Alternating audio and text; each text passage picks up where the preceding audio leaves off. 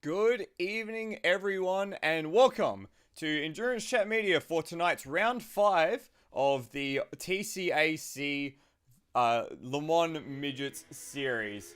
I am Michael Olivari, also known as Floodman11, and I will be running the stream once again tonight. Unfortunately, we couldn't wrangle a special commentator, so it is just me for the evening. But that should be super duper fine, all things considered. What we do have, though, during tonight's proceedings is a special feature thanks to someone very close to Endurance Chat Media. Of course, if you listen to the podcast, you would know Austin Zetzman, so keep your ears out for that one coming up later in the show. We are tonight, of course, at Virginia International Raceway, one of my favorite tracks in the entire world. It would definitely sit top 5 for me on the full circuit, but tonight we are running on the Grand West circuit, so we're making use of the infield here tonight, using sections of the lesser known track.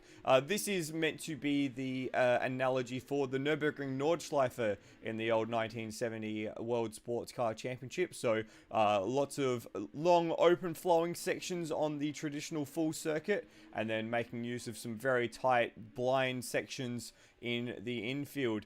Of course, this has some of the best corner sequences in motor racing, in my opinion, including the climbing Esses through 7, 8, 9, and 10, which is just on the top of the track, as you see it on screen.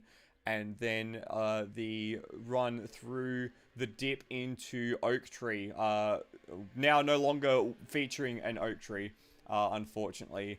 But still a very, very cool track, all things considered. We are running the sprint format tonight, so it will be a 15-minute qualifying and 2 20-minute races with the lap times out around the 3-minute mark. That would peg the races at about 7 laps, 8 laps. So similar to what we were getting at Macau just a month ago now.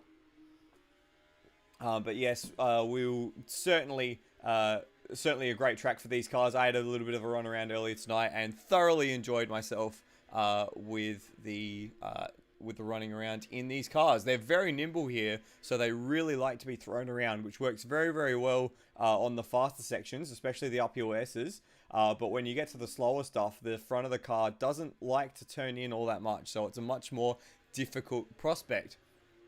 We'll have a look at the point standings now before catching some practice action, fingers crossed. After Sebring, it is Cracker who's taken the lead in Class A points ahead of Steve Bulger. Bulger has returned for tonight's action, so he will be there, hopefully looking to gain that position back.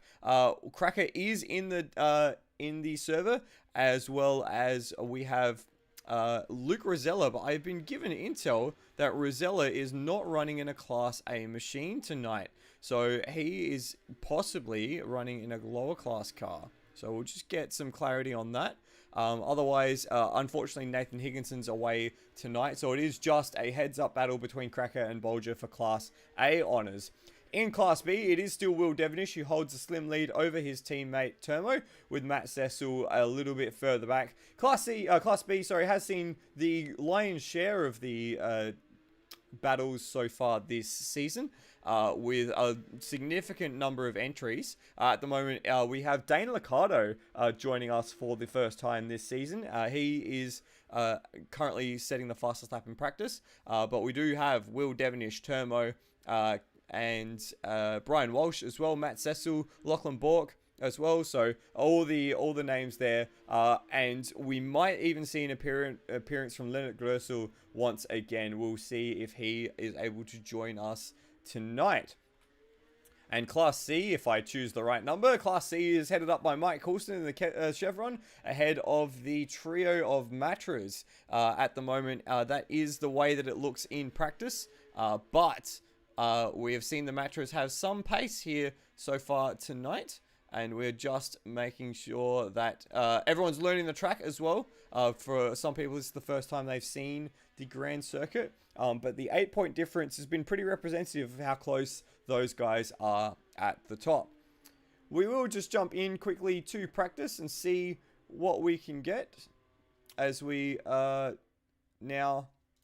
We just had a look as I remove all the HUD. We just had a look at Steve Bulger. Now, having a look at Dane Ricciardo. So, Dane Ricciardo actually is the second fastest car at the moment. He's just coming into what's called... Oh, I got to remember what all these are called. Coming into a bit of lag, it seems. And it looks like we've actually lost Dane and we dropped out of the server. Right on. So, while we fix that up, we'll just have a bit of an explanation of what we are up to tonight. As I made mention of, it is the sprint format. So, we have two 20-minute races and two 20-minute races, one qualifying carryover grid. So it'll be important for those who qualify down the order to try and make their way up through the field. We are at the halfway point of the season once this race is finished. Halfway already. That season has gone by in a flash. So it will be very important for those who have championship aspirations to try and find their way into the correct positions for the second half of the season. It looks at the moment that Class B and Class C are the most competitive, as we're just trying to make our way back into the server. It seems that we've done a full reset on the server, so track condition will be not as clean as they would have had it right at the very end there. So, yes, that is where we stand at the moment. Coming up in the rest of the season, if we have a look at the schedule, which hasn't actually been made as a graphic, so we'll run blind and I'll just give you the idea of the schedule coming up. We're at Brands Hatch next, Brands Hatch GP, so the full GP circuit, taking in the English countryside. That was, of course, a round of the 1970 World Sports Car Championship, taking place in the sodding rain. So, unfortunately, we haven't been able to mod rain into Automobilista in a way that is satisfying. So, we won't get the full authentic experience at Brands Hatch, but near enough is close enough. Then we'll be at Imola 1 week later on April 21st for the sprint round.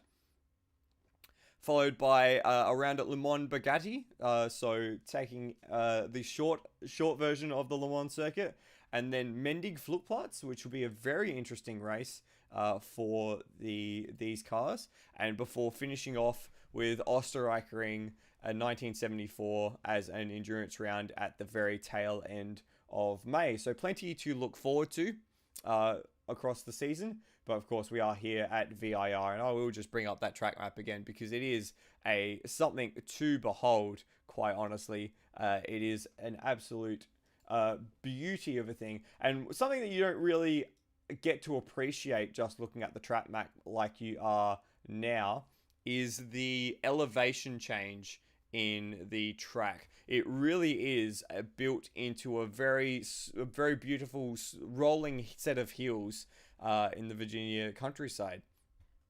So, yeah, I made mention already of the 7, 8, 9, 10, the climbing Esses, an iconic part of the track. I wish I had enough time to actually put together some pictures to really show you what I mean by the climbing Esses, but we'll certainly see it on stream. And as well, the dive into Oak Tree, an iconic corner certainly, and then that infield section. That infield section is mostly blind, so the turn off from what is the back straight, the Madison Avenue straight, takes you through the corner called Bitch, which is a great name for a corner, then through the spiral, basically a blind dropping left-hand, right-hand S-curve, and then back along a little bit of a straight before you're down, again, coming over a crest and diving into a section of left-right corners before taking you back uphill, back onto the back straight, and then straight into the roller coaster at turn 25. So 28 corners on this track. Turn 25, just where, if you see the white line which is in the background, where that joins back onto the main circuit, that is where you get back onto the roller coaster. So it's quite a journey around VIR, and something about this track that we haven't seen a lot of is wide open expanses of runoff. Now, it's a very difficult prospect because you think with this all this expansive runoff that you can go a bit heavier into a lot of corners and get away with it. But the truth is, the track really falls away. Sorry, the ground falls away once you get off the track. So if you go wide through that final corner, and it's a beautifully cambered final corner, it kind of drops you in and then comes back up. Through what's called the hog pen. If you run wide through there, you are out in the weeds for miles and miles and miles, and it is really hard to get back on track there. I tried to muscle my way back onto the track after running over the curb and ended up spinning it 3 times before I made it to the start-finish line. So it is quite a difficult prospect, this circuit. Quite an enjoyable prospect, I find. It's a bit more interesting than Sebring, let's say. A lot more elevation change. So that is why it is one of my top 5 favorite circuits in the world. We are just making our way back into the server. So we'll bring you now some live pictures. Oh, maybe not. Okay, we won't bring you some live pictures because there are no live pictures. Fantastic. We'll just go back to that screen. Thank you very much. It looks like we are in the holding screen. Yep, there we go. We actually have some live pictures. So let's take us to some live pictures. Here we are. And we'll ride aboard a lap. See what we can jump on board with. So here, Matt Sess will be the first one on track. Of course, one of our Class B runners. He's just come out of the pits, and this is the first turn, horseshoe. And you can already see the elevation change just through that first corner. After this first corner, it's a double left-hander through NASCAR bend and into the left hook. You've got a lot of curb on the inside there and a lot of concrete on the outside, so you can use a lot of room there if you're brave enough. And then into this section here, through the left hook. This is the left hook. Very tight S-bend. And then a little bit of a lift before you get out through the snake. Uses a bit of curb there to Cecil. And manages to navigate his way through. Now, this is probably one of the longer straights on the track. And this will take you up to the uphill S's. So we just get a bit of picture break up there. So, hit that curb on the left. And then up on the right. And then up and up and up. In one of these cars, it's easy flat until you get up to here. This south bend. This one makes you feel like you should be able to go through it flat. And then the track disappears and you're off in the weeds. And then through turns 11 and 12. Turn 11, very, very open. Turn 12, very, very tight. And some years ago, right at the apex of turn 12, was a oak tree. Hence the name Oak Tree. Now we're up Madison Avenue, up the back straight. And it is up through this section. Very steep uphill. And just as you hit the 5 board there on the left, you're braking for the cut through into the bitch. And Cecil does a decent job of it. The track, again, falls away on you on exit there. And Cecil does a great job of showing how much understeer that gives you as he comes through the back section. Now, this is the spiral.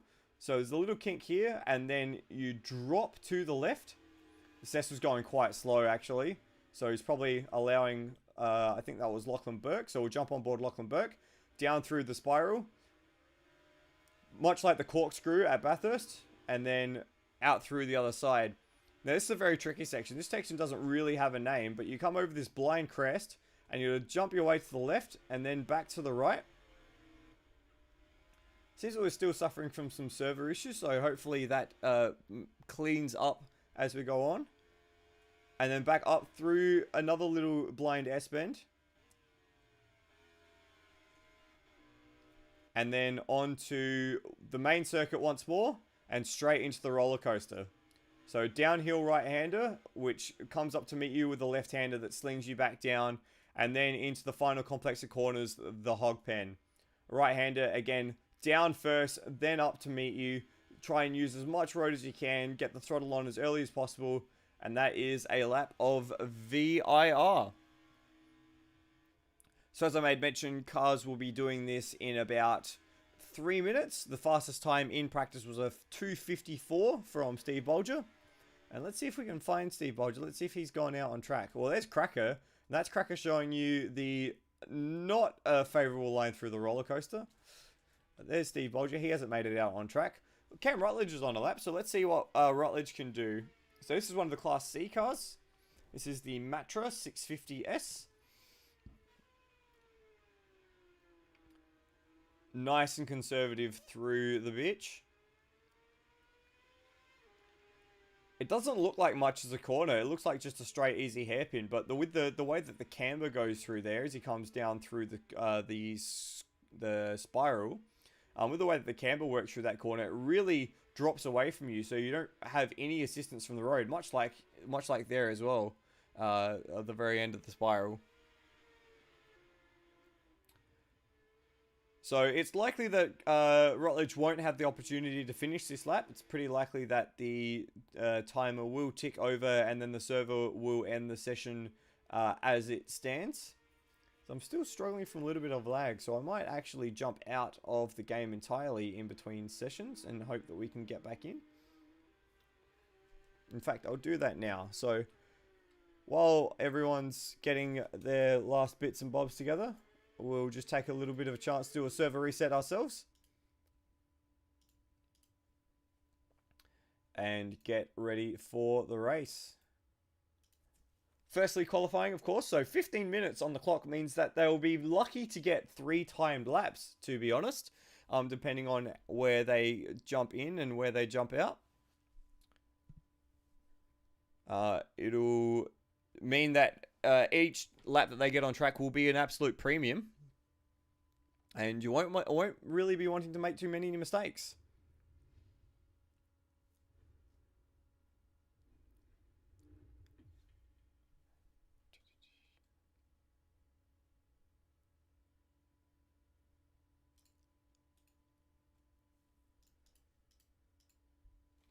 The chances of getting a second go at it will be few and far between, and especially if you make a mistake at turn 1. If you make a mistake at turn 1, you have 3 minutes of waiting before you get back onto the track, and that's including if you go back to the pits. If you go back to the pits, you will still have to make that that full lap transition before you're able to start another flying lap.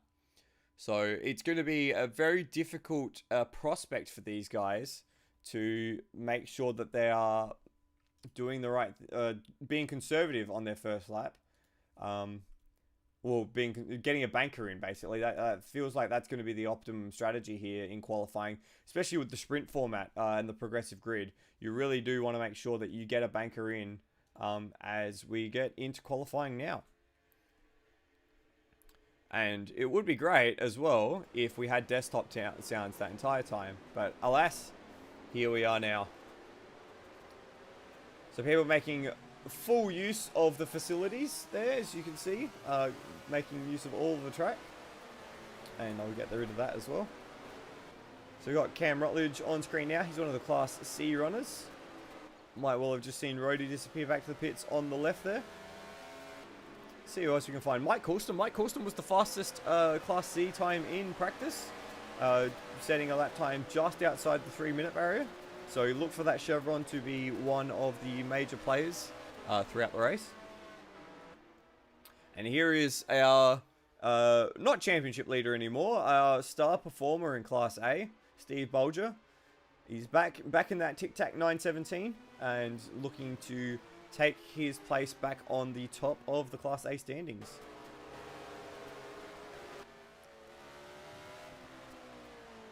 A few guys now really trying to get their head around this track. It's not a difficult, not an easy track rather to make sense of. As oh, who was that in the background there? Let's see if we can find who that was. That looked like it was Will Devonish. There we are. So what happened to Will here? He's come through the uphill Esses. That all looks nice. Through Southern Bend. And just got a little bit of a tank slapper going just on the exit there and found the wall. So that car's not going to be very happy with him. He might have just seen turmoil in his eyeline as well. Might have just distracted him from what he was, the line that he was taking on the exit there. By the way, if you are watching on Endurance Chat Media, please leave a comment. Let us know how the stream's going, how you're going. And yeah, get involved, get engaged. And that goes doubly for Luke Joyner if he's there. It looks like we have Joe Bonnier in the Chevron. And I have a feeling that might be one of Lewis Wedding's concoctions. Joe Bonnier, of course, one of the Ferrari drivers in the 512 through the period of 1970-1971, and then became an Alfa Romeo driver after Ferrari closed the 512 program. I have a feature planned for Joe Bonnier later on in the season. A very well-loved member of the paddock, as Lewis just has a little bit of a spin on the infield there. I'm pretty sure that's Lewis Wedding. It could well also be Luke Rosella. I did see rumors that he was going to be here today. Oh, actually, in fact, there is Luke Rosella in a Class B. I'm not even sure what that is. How very peculiar. It's the Alfa Romeo. It's the Alfa Romeo. It's the Tipo 33/3. I haven't seen one of them yet this season, so it's good to see the Alfa out on track. In fact, we will follow Luke Rosella through Sector 1. Oh, maybe not. Maybe not after that. Everyone's starting their first flying lap now, in fact. So, Luke Joyner is the one first through the first sector mark. Sector marks on this track are quite spread. So, the first sector mark is just where Luke Rosella is now, just under the bridge. And then we come up through the uphill S's. Oops, that's not what I want. That's what I want. How is that? How is that for a beautiful view? Snaking their way up the uphill S's. And then coming through Southern Bend. And down the other side. So Rosella's coming through Oak Tree. The next sector is as they return to the main circuit. So it's a very long middle sector here. In fact, it's Turmo who set the fastest first sector. Oh, no, it's not. It is Will Devonish. So let's see if we can just find Will Devonish as we come across Dan Liccardo off in the weeds. Very smooth out of Oak Tree for Will. He's got Turmo just ahead of him, which would be a nice little carrot for him to chase.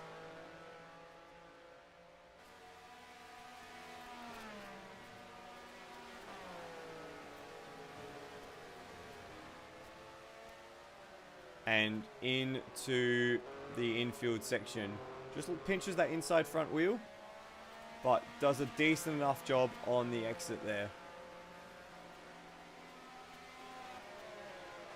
Plunging down through the spiral now.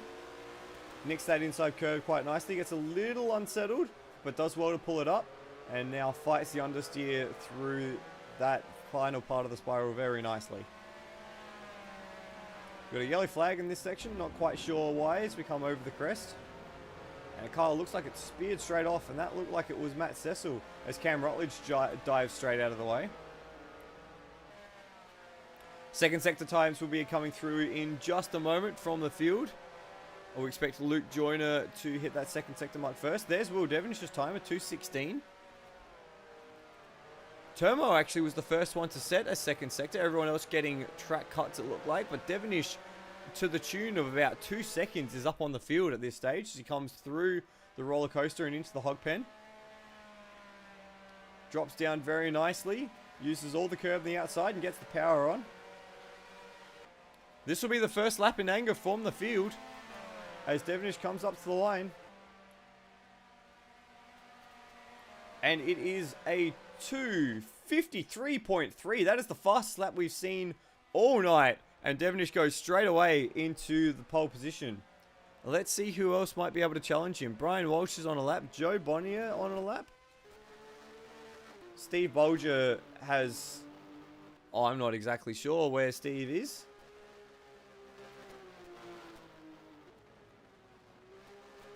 But he's up. He's up at the second sector mark as he comes back onto the roller coaster. There we are. So it's a small margin. The Class B cars being a little bit more nimble have that little bit of an advantage on the infield. But when the main circuit opens up, the Class A cars should have the upper hand. Oh, Bulger didn't quite get the nose tucked in exactly as he would have liked, but he does a nice job on the exit here. This could be Eclipse. Could be a lap to Eclipse Will Devonish. Comes to the line. And it's a 51.6. Much quicker in the final sector from Bulger. And that will be the Class A power advantage. So that's the new benchmark now. That is the time to beat. And it's Luke Rosella who has the best chance at the minute as he just comes through onto the infield. He's got what looks like Lachlan Burke just ahead of him, or that could be Dane Liccardo. I'm not sure. They're driving very similar cars. But either way, Rosella in the Class B machine in the Alpha. And whoever it was ahead of him sprays it wide and, oh, makes contact. Oh, now that wasn't exactly what Luke was looking for, but he looks like he's pressed on with it. Whoever that was did not cover themselves in glory at that instance. Once you're spinning there, you're honestly better off just getting out of the way instead of affecting someone else's race. But no matter. Luke's pressed on. And he's coming up to the second sector mark now. He was purple at the first sector mark. Was Luke Rosella. A 41.2. And he's up again to the second sector. Well done. Straight onto the roller coaster. It wasn't quite a purple second sector, but it was very close. 34.2 for the second sector. A 134.2 that is. As we come through the hog pen. Oh, a little wide, but manages to reel it in. Very difficult corner to get exactly right, but here comes the Alpha to the line.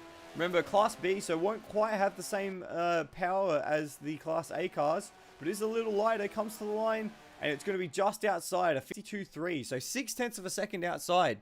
And again, through the final sector, it was where he lost all that time, and it's because the final sector is a power sector.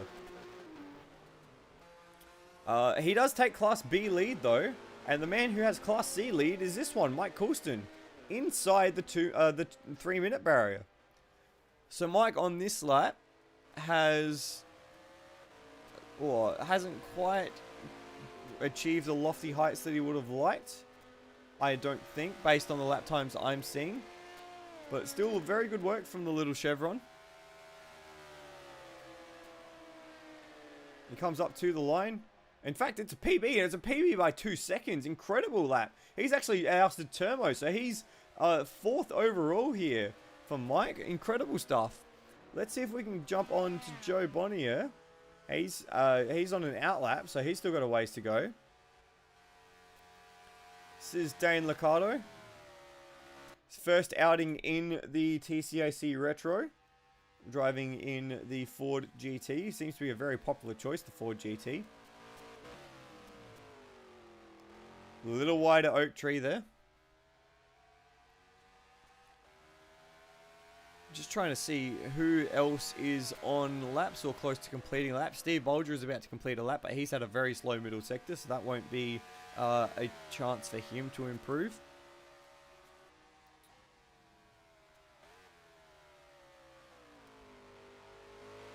And he's away. Rhodey, actually. Rhodey might be on for a shot here, so we'll see if we can find Rhodey. There he is. And not quite. Just outside where he needs to be. We'll come back to Dane. We'll stay with Dane across the second half of the lap. Just through the spiral. Does nicely to get the power down on exit. We have 3 minutes left in the session, by the way. 3 minutes 50 seconds. So Dane should get another 2 laps after this one as well. Actually, it's going to be very tight for Dane whether or not he gets another 2 laps. He might just sneak 1 in. Second sector mark just over this little crest, and he's up on his PB to the tune of almost 4 seconds. And that would be good enough for him to jump Mike Coulston and get into 4th place. Nicely done through the roller coaster. Conservative lines, but that's not all that worrying, to be honest. And then through the hog pen. Last corner. You don't want to throw it away at the last corner. Gets the nose tucked in. Gets the power down very nicely. And through onto the main straight. Has been quite a nice lap from Liccardo. Let's see what he can come up with. And it is 4th. He does oust Mike Coulston to jump into 4th place. By 1/10 of a second. So 1/10 of a second after what is a very long lap time. It's up to the tune of over 6Ks this lap. So well done, Dane. There is some competition afoot though, because Will Devonish has gone fastest to the first sector mark. A 41-1 to the first sector. So he's really got the hammer down as he comes through Southern Bend, but he almost loses it on the exit there. Almost did exactly what he did on the first lap and then locks the front wheel and he's gone well wide. So it won't be this lap for Will, unfortunately. Won't be this lap for Rosella either, because he's on an out lap and he's just coming through to start what will be his final flying lap. So we'll keep abreast of that as it happens. Here's someone who's at the very end of their lap, Steve Bulger. Oh no, and he's put it wide, he's put it off the track and he's put it into the paddock right at the very end, and that looked like a good lap too. Very close in the first sector, didn't get a second sector time, but that will be his qualifying session done. Yep, and there he is. He's stuck. He has no recourse now. It's all up to everyone else. And Rosella might have a chance. Will Devonish might have a chance. Dane Liccardo even might have a chance. He's got to find 4 seconds, but it wouldn't be unheard of. Who else is on a heater? Mike Coulston was up to the first sector. I'm not sure if you're able to just catch that. Our live timing is not quite keeping up with what's happening on screen, so we are flying a little bit blind. This is Joe Bonnier coming through the spiral.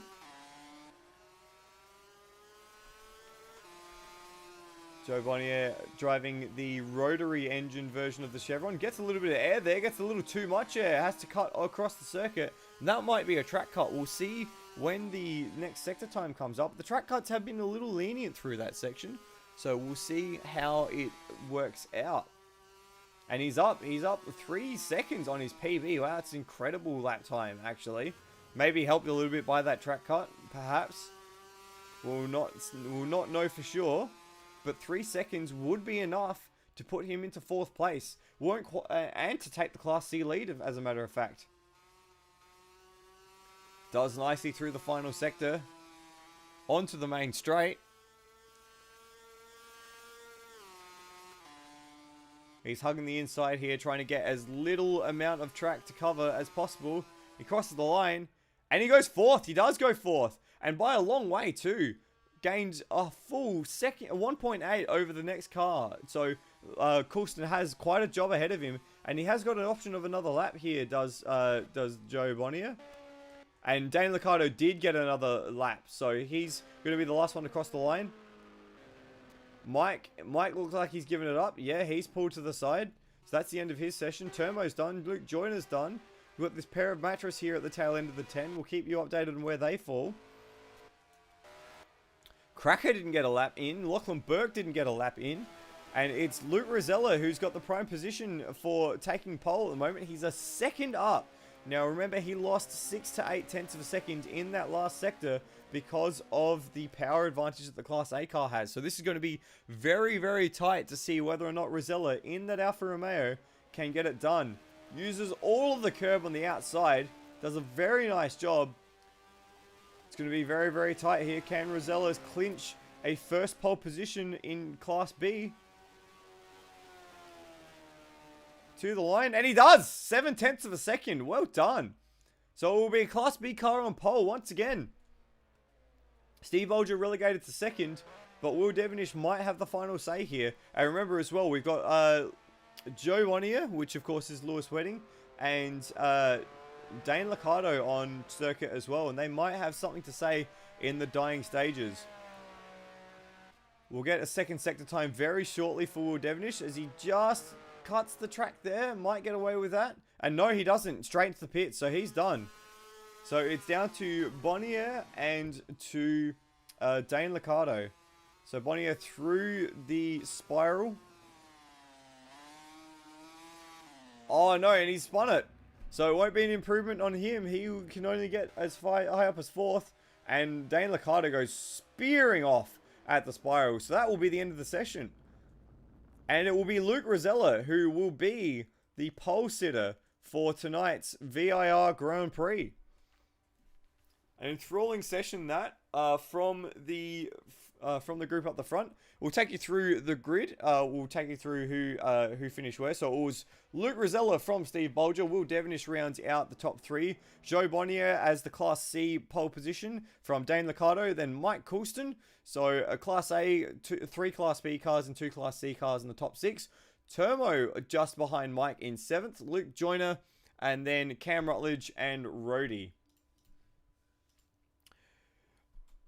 So one thing we have been doing, as I'm sure you well know, as watchers of the broadcast, we've been doing features, sharing some of the best stories from the late 60s and early 70s of Le Mans machines.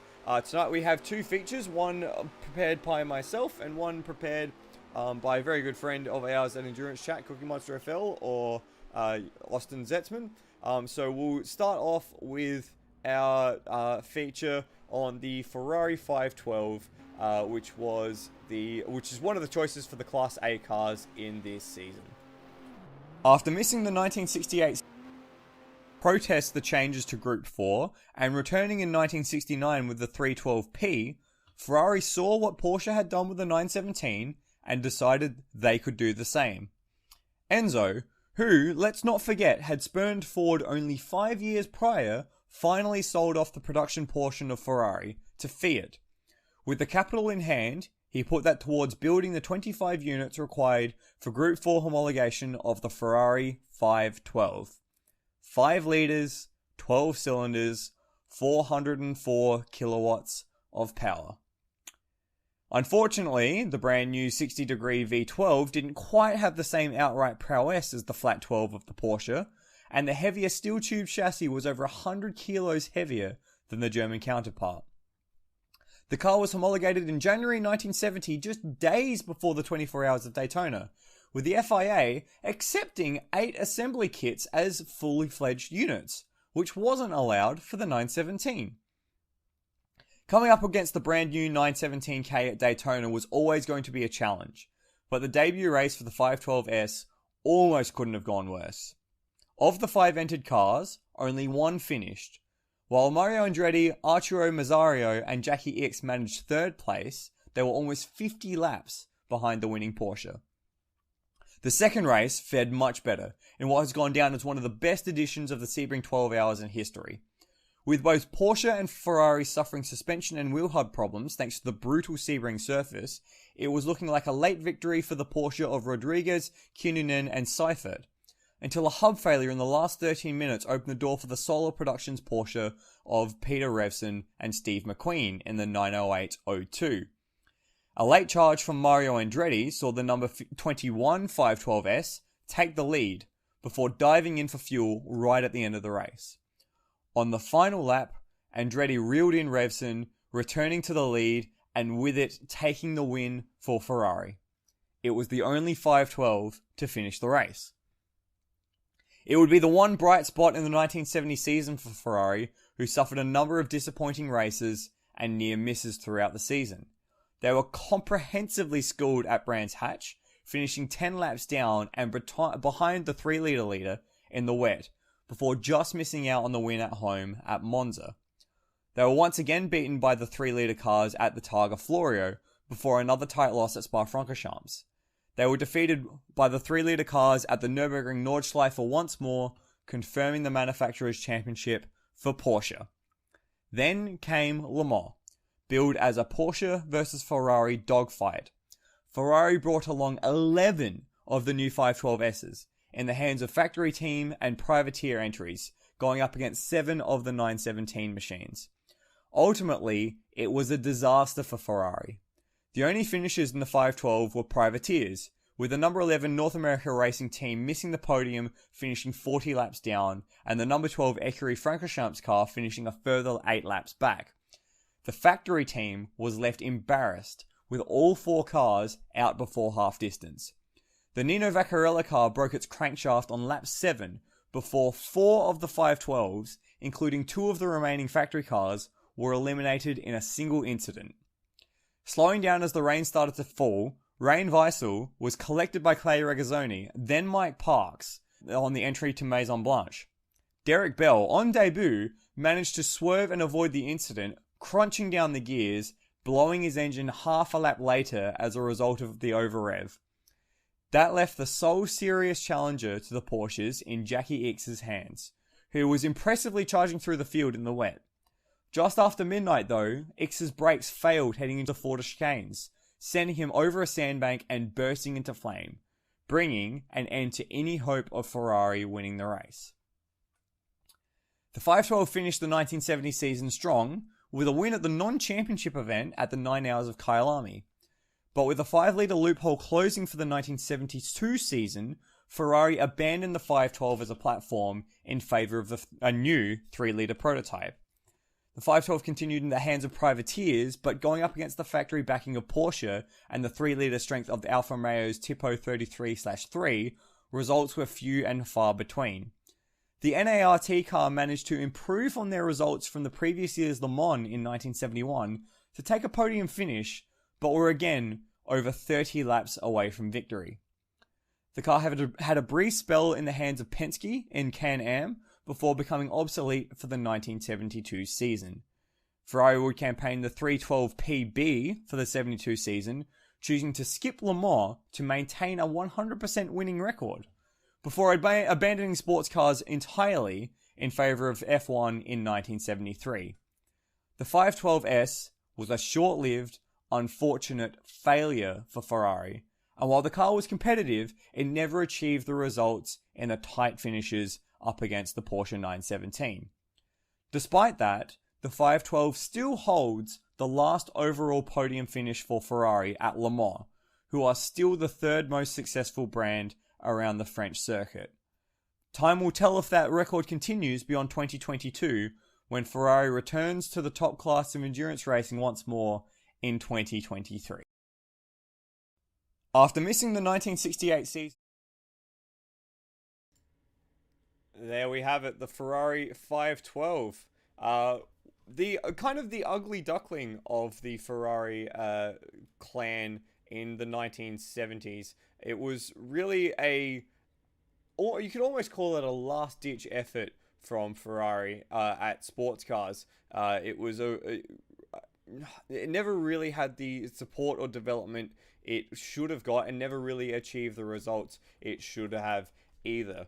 Especially considering that it was going up against the likes of Porsche, who importantly had 6 to 8 months of development on the 917 prior to Ferrari's involvement in the Group 4 5-litre class, which is a very interesting loophole in those regulations. Ultimately, those 6 months of development were how Porsche were able to take those tight wins at Monza, which was less than a minute after 1,000 kilometers, and at Spa-Francorchamps, which was only 2 minutes after 6 hours.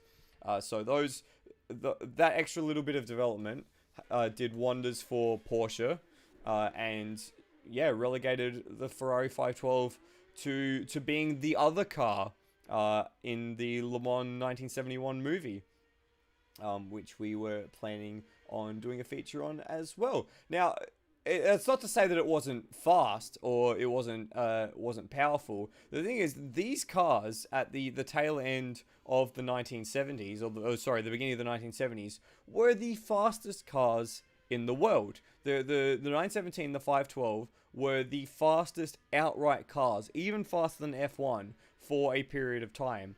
And the fastest ever recorded lap of a circuit up until Lewis Hamilton broke it at Sakhir. No, it wasn't Lewis Hamilton, it was Valtteri Bottas broke it at Sakhir, until it was recently broken in F1, was actually a 917 around Spa-Francorchamps at a ludicrous 258 kilometers per hour average speed or something mental like that. So it just goes to show how incredibly terrifying the cars that we're calling Class A cars are were back in the 1970s. So you can certainly understand how they were regulated out of the rules after a few years of absolutely terrifying racing.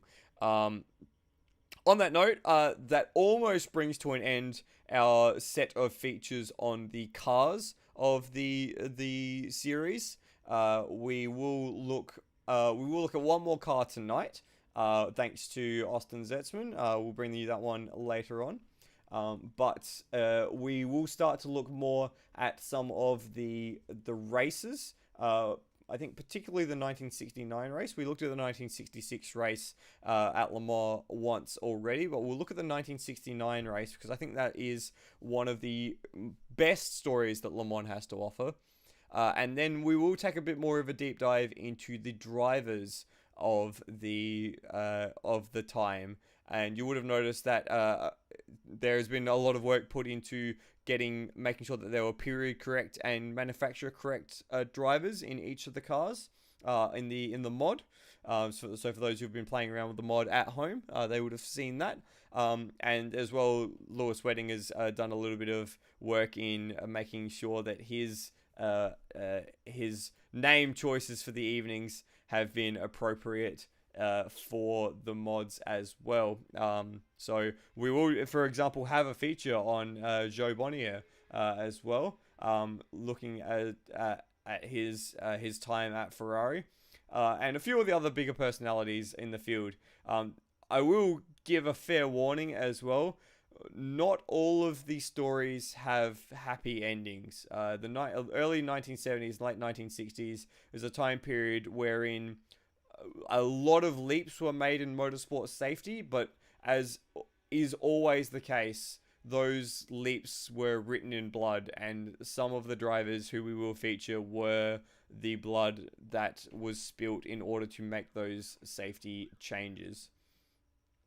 Is the unfortunate reality of the time, the unfortunate reality of how the culture was, and the unfortunate reality of motorsports, because of course, as we all know, motorsports is dangerous, and that was never truer than it was in these cars. Speaking of these cars, we are ready to go to the grid. So the cars are forming up now. We'll get rid of that, and we'll be able to take you very shortly through the grid for the first of two 20-minute races this evening. As well, that might help as well if we do that. There we are.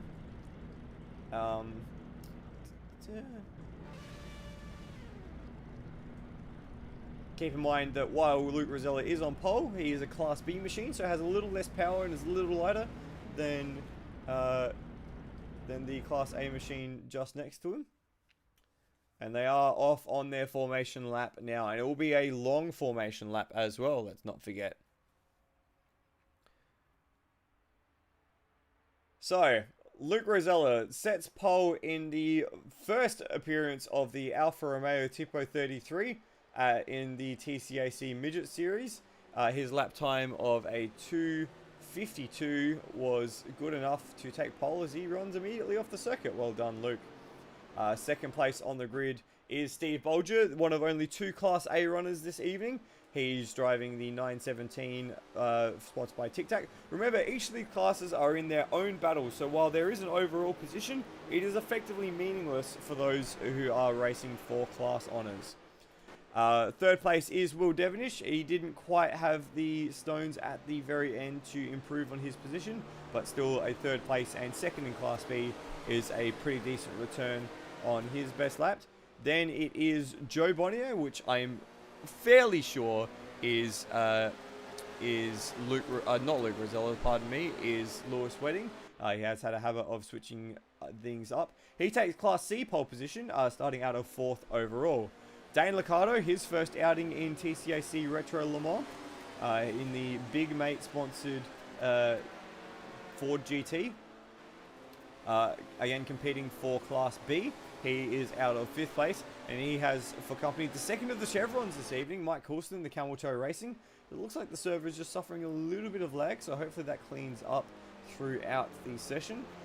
Mike was very excited to join us, being one of his favourite tracks as well, and only just getting the chance, he wasn't going to be able to race tonight, but he's managed to find a way to be here. Turbo, currently second in the Class B Championship, starts out of 7th. he has a little bit of work to do if he wants to keep up on the Class B honours. He will start out of 7th place, which is 4th for Class B. And he has on his right-hand side Luke Joyner, who will be the 3rd of the MHRT Ferrari 312Ps. Luke looking for some more consistency after having a bit of a struggle at Sebring. And maybe will join us in the live chat as well. We never know with Luke. Cam Rutledge starts out of 9th in the first of the matches. He was the better of the late dueling pair between himself and Rhodey. He will start out of 9th position, and he will have Rhodey next to him on the grid, starting out of 10th. Very appropriate for the 010 car.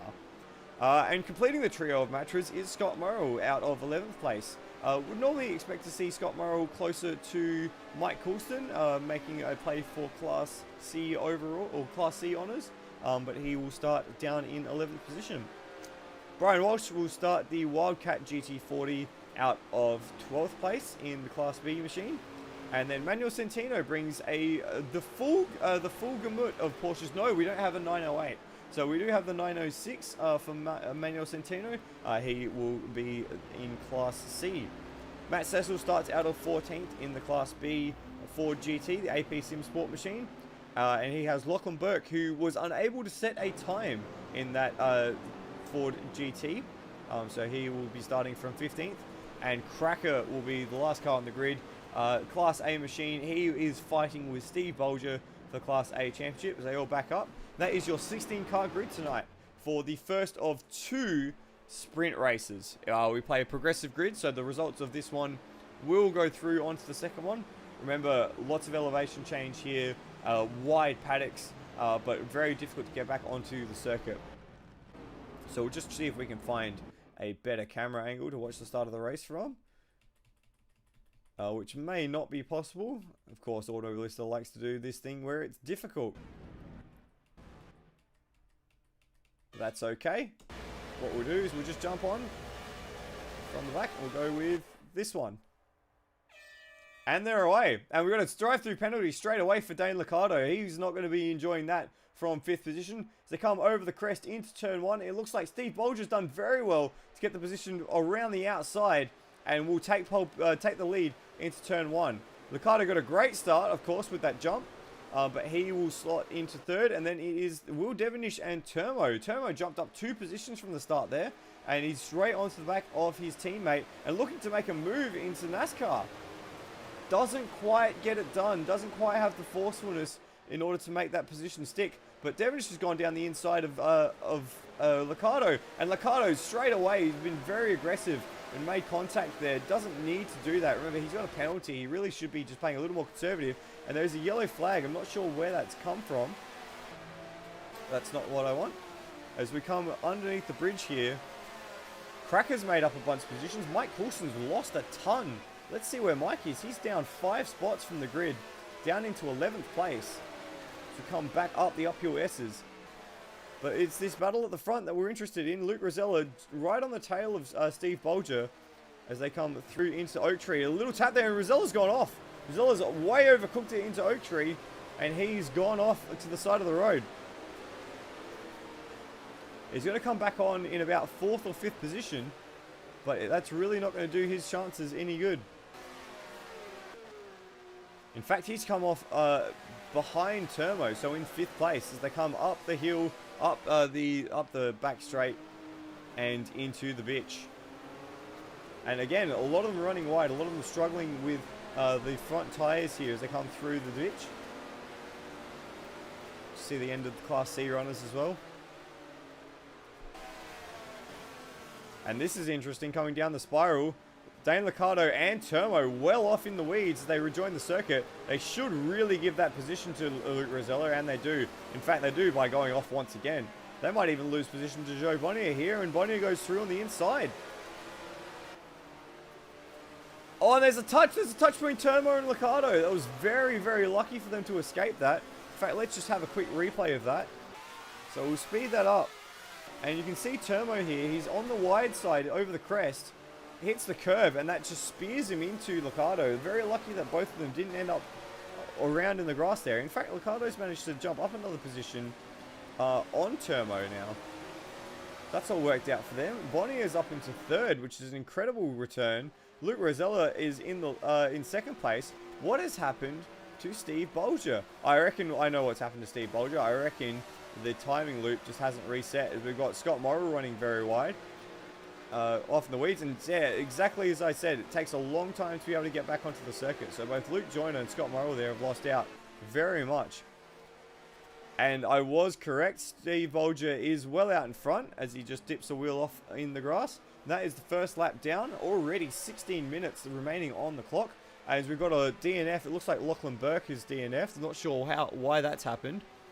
And it looks like that was very early on because they only got a first sector time listed. Here comes the leading group. Bulger from Devonish. Then that is Luke Rosella, Joe Bonnier, Turmo, Cracker already up into 6th, Mike Coulston in 7th. Then that's Luke Joyner, Matt Cecil, Brian Walsh, Rhodey as the leading Matra, Manuel Centino, who's suffering a little bit of lag. I'm suffering a little bit of lag. Cam Rutledge, and there's Scott Morrill.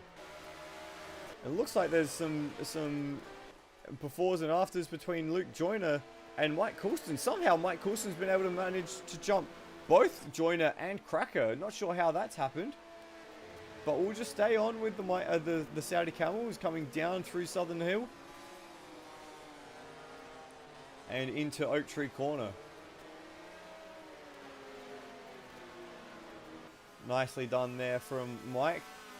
Cracker should really range onto the back of these two as they come up the back straight. So he has the power advantage. And speaking of the power advantage, Turmo has the power advantage on Joe Bonnier. Not quite able to make use of it though. We'll just stay with this shot. We should see the next group come through. Coulston Joyner goes a little deep, but manages to reel it in. And here's Rhodey leading Matra.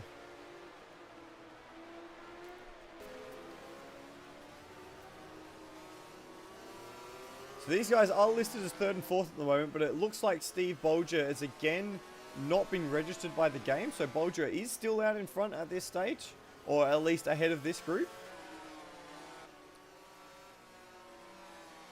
They swing their way down through the infield section. And as you can see, Bulger has actually been passed by Will Devonish in that section of track. So Devonish, he set the purple sector in that sector, fastest middle sector so far, and was able to capitalize on what may have been a mistake from Steve Bulger. We're not sure. But it is going to be Will Devonish now who leads them through on to start lap 3. Devonish from Bulger, from Rosella, from Joe Bonnier, who has a second of a gap over Turmo. And we're actually just going to step back a bit, not quite that far, and have a look at this. Luke Joyner, Mike Coulston, and Cracker all very close together. In fact, Cracker's just gone through on Mike, thanks to the power advantage from the... Oh no! He's over! He's over! He's tipped! He's been tipped over! He was tipped over by Mike Coulston there. It's a big accident. Oh, we gotta have another look at that. How did that all pan out? So Coulston's gone for the dive. He's gone a bit braver on the brakes, and then just had nowhere to go, and it's tipped the 917 onto its lid, and Cracker rotates it and then gets back on its wheels. What a wild moment there for the 917 for the Wildcat machine. Very lucky to get back on his 4 wheels there. We'll just see, as we got this little battle back at the back. Centino just stepping wide for those guys. We should see, I expect, we should see Mike Coulston give that position back, but not yet, it looks like, because he still sits in 7th place. We have Lachlan Burke in the chat, the live chat, giving us some detail as to why he retired. His pedals were stuffing up, so not ideal for Lachlan. Hopefully he gets that sorted for the next race, but this is a little tasty battle that's going on below. Termo and Luke Joyner with Matt Cecil just behind. Looks like Luke Rosella's dropped off the timing sheets, but we can assure you that Luke is still somewhere in that mix. So they all come through the bitch and onto the infield.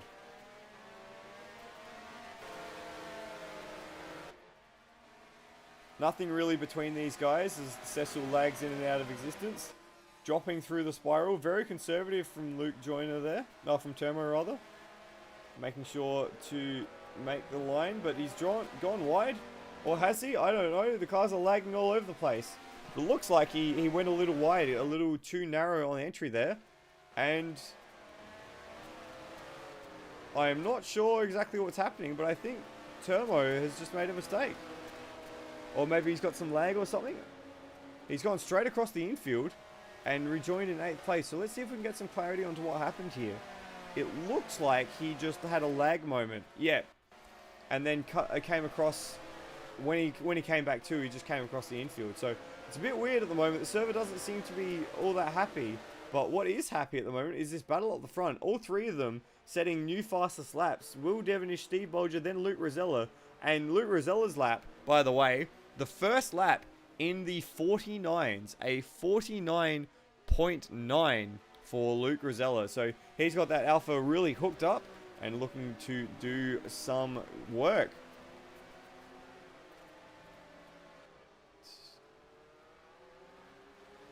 Just have a look through the field. This battle was looking quite tasty. Mike Coulson, Luke Joyner. Thing is, through the state sections, the cars all spread out because, of course, they're different classes. But then they come all together back through the twisty bits, and it's all another a big old malarkey. Dane Liccardo recovering from his jump start drive-through penalty. Just passing the matches of Cam Rutledge and Scott Morrow, who seem to be in a little bit of an argument of their own. Liccardo has passed Brian Walsh, so that is one position in Class B that he's gained. The next car that he's looking for in order to gain points will be Termo, who's currently in 8th. Or as he shuts the door on Rutledge, and Rutledge goes off. Unlucky for Rutledge, he just had the door unceremoniously slammed on him after he was basically there. And finds his way off into the dirt. So unlucky for Cam, he's now back at the tail of the field. And he'll have to work his way back up through the field. Steve Bulger is currently showing 13th. That's definitely incorrect. You can see that he is in the battle for the lead of the race as they come through the spiral. And he's being shown blue flags, but I'm not sure that he's paying too much attention to that, because that is the game breaking. That is not him braking.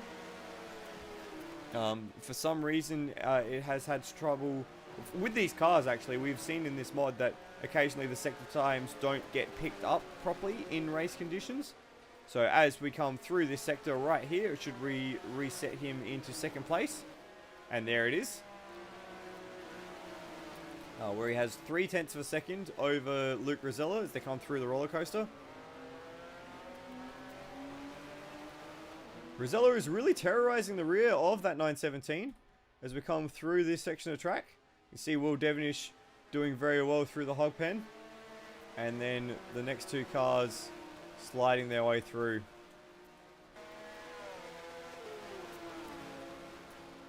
We are already over half race distance, by the way, as the cars come across to start their 5th lap. It is a brand new fastest lap, first from Steve Bulger and then from Luke Rosella at 49.1. So they're improving in leaps and bounds as they get their grips, their head around this circuit, come to grips with the circuit. There we go. That was the idiom I was trying to use. Bulger in Sector 1 and Sector 3 seems to have a pace advantage thanks to the extra power, but doesn't quite have the nimbility in the middle sector as Devonish locks up an outside wheel. The loaded tyre there, very weird to lock that one up as we come through the hook and then out the snake.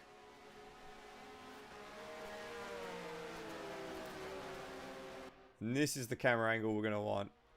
This one here. So they fire their way up the Esses.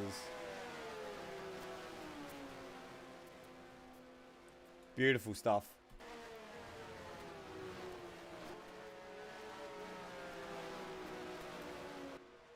A little bit of tyre smoke from the leading driver. And again there, so we'll just see what happens with Will here. He doesn't look all that comfortable at the seat of that car at the moment. Seems to be struggling with a little bit of something. I'm not sure if it's understeer, oversteer, push, pull, or whatever it is.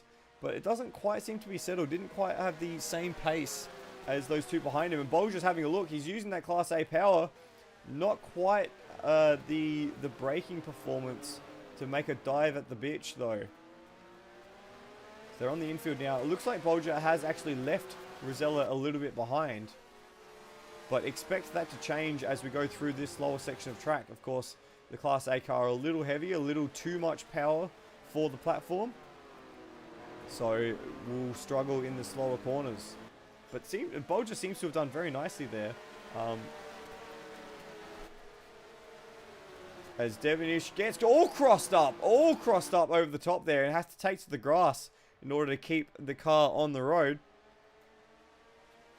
Or rather off the road. This comes through the second sector mark. Might have gotten a track cut for that, but he seemed to have recovered quite nicely. He pulls out a little bit of a gap as we come into the roller coaster. Did not get a lap time for the second sector mark. So he definitely got a track cut there, and you wouldn't want too many of those.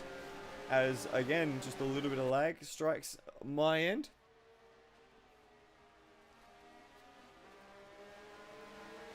In through the hog pen once more. So we have just under 5 minutes left. It is quite possible that these guys might hit the timer with less than 10 seconds left, which would entice another 2 laps once they hit the end of the race. So it's a gap of a second at the front. No fastest laps that time around, but still an enthralling battle for the lead. Luke Rosella seems to have dropped off a little bit, actually. Not quite as good a lap that time around. In fact, he's dropped off quite a bit, it looks like. Last lap around for Luke Rosella, 2 minutes 50 flat. Which doesn't sound like it was all that slow, but apparently was. We'll have a look through the field. Joe Bonnier has Class C lead, and he's kind of in no man's land, 20 seconds behind the leading group, 20 seconds ahead of the next group. Luke Joyner sits in 5th at the minute, and he has, as I'll just go to this camera angle, or maybe even not that one, he has Turmo behind him, who's been involved in a very much a back and forth battle with Mike Coulston. Turmo actually set his fastest lap that time around, a 55.7. There is Mike just behind him in the Saudi Camel. Then behind this group, you have to go 10 seconds back to find Matt Cecil. And he's being terrorized by the Matra of Rody. And then a long way back is, oh, not even that long, a long way back is Dane Liccardo. And then you have this battle, Scott Morrow and the recovering Cracker. Remember, Cracker at one point was on his roof. So not doing too badly. Remember, Cracker is really only racing Steve Bulger in this race. Everyone else is just traffic cones for him, as they are the only 2 Class A runners. Behind this group is Manuel Centino, and then Cam Rutledge, who had that spin, unfortunately, when he had the door closed on him by Dane Liccardo. And then Brian Walsh brings up the field further... Pardon me, further 7 seconds back. As Will Devonish, oh, we just cut to Will Devonish. It's a perfect time to see him spin. He had a similar moment last lap around at exactly the same spot, and he managed to skate it out the other side, but this time it was a full spin. So we'll have a look here. This is coming out of the spiral. So over that little crest, he just gets a little crossed up as he lands and doesn't quite get the braking down. Has to take to the grass again, but this time, instead of skating out the other side, it gets all crossed up and he's off into the weeds. So that puts him now down in 3rd, and the 2 leaders, Bulger and Rosella, have cleared out. It's 5 seconds now that Bulger has over Devonish, and he would be seething in the seat of that car. Now this is important here. Bulger, he's going to cross the line to start what could be the penultimate lap. So he's crossing the line, and it's at 2 minutes 49 seconds remaining. So if Bulger sets another lap time like this, we could have another 3 laps remaining in this race. It'll very much depend on how fast Bulger is and how much he decides to roll out of it in order to maybe shorten this race by 1 lap. because there is a big difference in fuel between an 8-lap race and a 9-lap race, especially in these cars. These cars don't have a lot of capacity, and they're also very light, so you don't really want to be carrying too much extra fuel if you can help it. What we will do as these cars come through the snake is we'll find our way to a nice camera spot, hopefully perched just here. Beautiful. We'll stay here and we'll watch the cars come up the uphill S's. So it's Bulger from Rosella from Devonish. We'll wait for a few seconds before we get to see Luke Joyner. I think you can just hear him in the foreground now.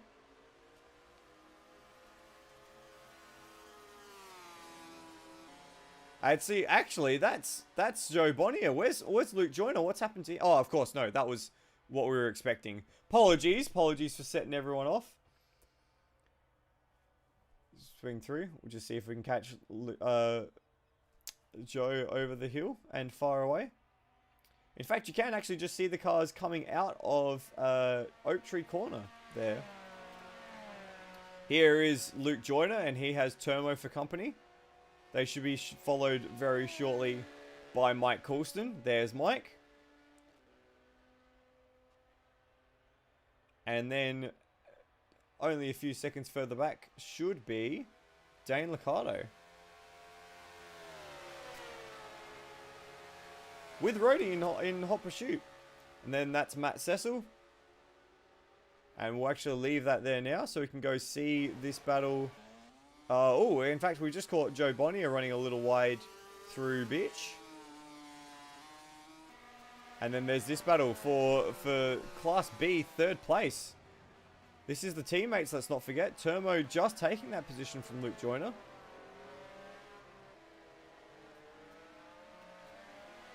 So very tightly strung here for the Class B podium. And in fact as well, if we just jump a little bit further back. How's this coming into the bitch? Over the top of the hill. A little bit of lock up there from Cecil. He runs a little wide, but manages to keep it on track. Oh, as Rhodey just catches the curve on the inside, and he's gonna hold it just. He's got a yellow flag here, and we've got a Turmo and Rosella. Not Rosella, sorry. Turmo and Devonish are off. Not Devonish. Joyner. I got there in the end. So we'll just have a quick replay of that. So again, over the hill, and Turmo's done exactly the same thing that Devonish did. And it looks like Joyner did the same thing as well. We'll just scroll back a little bit and see what we can find. Exactly the same. Exactly the same. So all three MHRT Ferrari 312s have done the same thing there. Just as an aside, this will be the last lap. Steve Bulger crossed the line with just about 5 seconds. Oh, well, sorry, just after the timer ticked over. And he has a 12-second gap now over Rosella. So Rosella's made a mistake in the middle sector there. Quite a significant one as well. And this has given Bulger free reign to take the last lap as easily as he pleases. So this is the battle for Class B honours, of course. Rosella from Devonish. They fire their way uphill, up through the uphill S's. And through Southern Curve. Big drop here. Really love this section of track. And then the break into Oak Tree Corner. You can take that really wide line because really this is the tight one. And that's the one that you want to get right because that takes you onto the back straight. We'll quickly leave these guys to just check in with our Class C leader. That is Joe Bonnier, which I'm pretty sure is Lewis Wedding, as he once again goes off track just as we cut to him. Perfect timing. And then the battle further back. This is Turmo, Luke Joyner, and Mike Coulston. We'll just go through the field quickly. Matt Cecil, Dane Liccardo, Rhodey, Scott Murrell, and Cam Rutledge. And then Cracker just behind Cam. Brian Walsh and Manuel Centino rounds out the field. As we are back on with Steve Bulger as he comes through the second part of the Grand West infield. Heading back towards the second sector marker.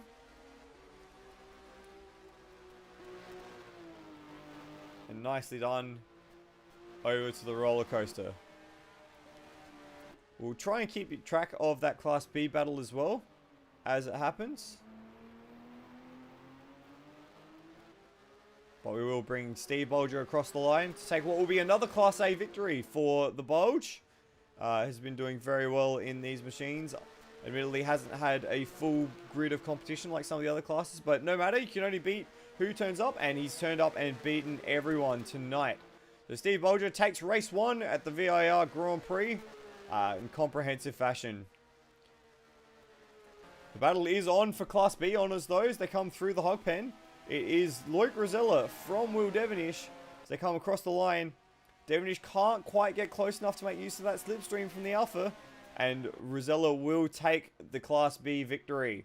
Devonish will be kicking himself for making that mistake, which ceded the lead both to Rosella and to Steve Bulger. Joe Bonnier, he's taken quite an excursion on the exit of the hog pen there. Is he trying not to take any weight? Remember, this is a ballast category, so if you get race wins, you get ballast added on. Looks like he's just gone for a trip through the paddock. Yep, look, exactly that. A very long trip through the paddock. He had enough time to, though. Takes Class C honours, and with it, 4th place. Turbo ended up being the prevailing factor in that teammate battle between himself and Luke Joyner. Turbo will come home 5th, ahead of Luke Joyner, who just manages to eclipse Mike Coulston. Coulston will finish 2nd in Class C, though. And then it is Matt Cecil, or it might not be Matt Cecil, because there goes Rhodey. Matt Cecil with a mistake on the roller coaster, just coming back onto the main circuit. And in fact, he might even lose another position to Dane Liccardo, who's recovered quite well. We'll leave Rhodey for now because he's secure. Cecil runs wide. That's going to give Dane Liccardo. Liccardo's going to come from a drive-through penalty on the first lap of the race for a jump start. He is going to finish in 8th position, which will work out to be 5th place in Class B, but still quite a nice run thing at the end there. Matt Cecil will come across the line in 10th, unfortunately losing out right in the dying stages, ahead of Scott Murrell and Cam Rutledge.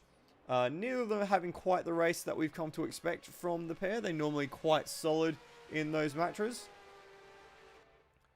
Murrell celebrating with a spin, and Rutledge celebrating with some demo derby stuff. Oh, that's beautiful. Love to see it.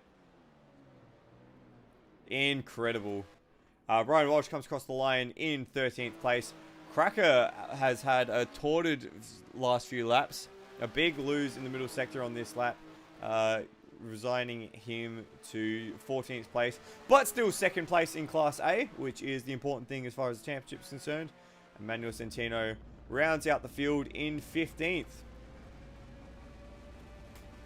So yeah, that is race 1 of the Grand Prix of Virginia at Virginia International Raceway on the Grand West Circuit. Just a reminder of the circuit once more. 6.6 kilometers effectively, 24 turns. Beautiful circuit in my humble opinion.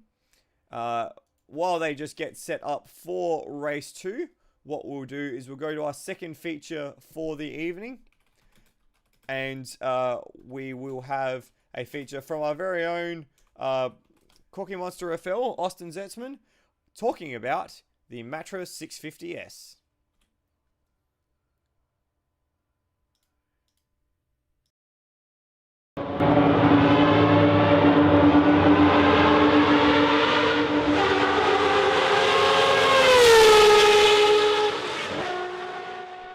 No one could say they never heard it coming.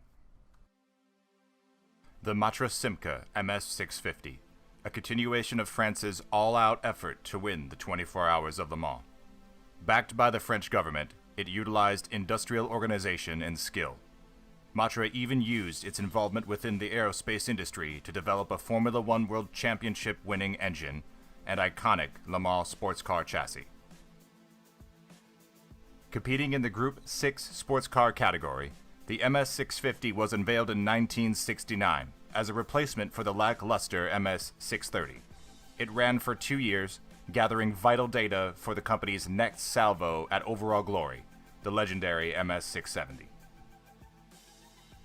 Founded in 1965, Matra was an industrial corporation that specialized in numerous technological fields, including automotive and aeronautics. When they purchased the automotive brand Simca in 1969, they climbed higher towards the top steps in motorsport. 1969 proved to be a good year for Matra and Ken Tyrrell, capturing the 1969 Formula One World Championship title with Sir Jackie Stewart. With Simca's automotive background, sports cars were the next target for Matra, Le Mans the greatest prize. Designed by Bernard Boyer, it was comprised of a glass fiber reinforced plastic panel body, powered by a Matra MS-12 naturally aspirated V12. Selecting a 5-speed manual that was durable yet lightweight brought the car to 740 kilograms. It was designed to be road legal, as the team expected to race in public road events for that year's World Championship of Makes. With the MS 650, Matra decided to nix the roof, instead opting for an open cockpit design that proved safer at high speed and would pay dividends in later chassis iterations. The sound, though, was its most distinguishing feature. A 60-degree V12 configuration delivered exhaust through titanium piping, an extremely finicky and sensitive production process to create. It required casting the entire exhaust pipe instead of steel welding curved pipes. This would create an exhaust pipe that would ring when struck, and gave the Matras an unearthly howl as they roared down the Hundiera Strait. It is said that many fans would cheer and toast the Matras as they sailed past, some even claiming that they could hear the Matras throughout the entire span of the Le Mans circuit. Almost unbelievable to imagine. While the MS-650 had limited success in its lifespan, 4th place overall the 1969 running of Le Mans, it saw one win in the regional French Circuit Championship, capturing overall glory at the 1,000-kilometer of Paris, piloted by Jean-Pierre Beltois and Henri Pescarolo. Even still, its days were numbered. By 1970, Matra had already introduced the MS-660 to pair with their fleet of 650s for a large assault on Le Mans. It was to be in vain, though, as the 650s and the 660s failed to finish due to engine failure. By the end of 1970, the MS-650 was retired, but its influence can easily be seen in the MS-670, Matra's most successful sports car.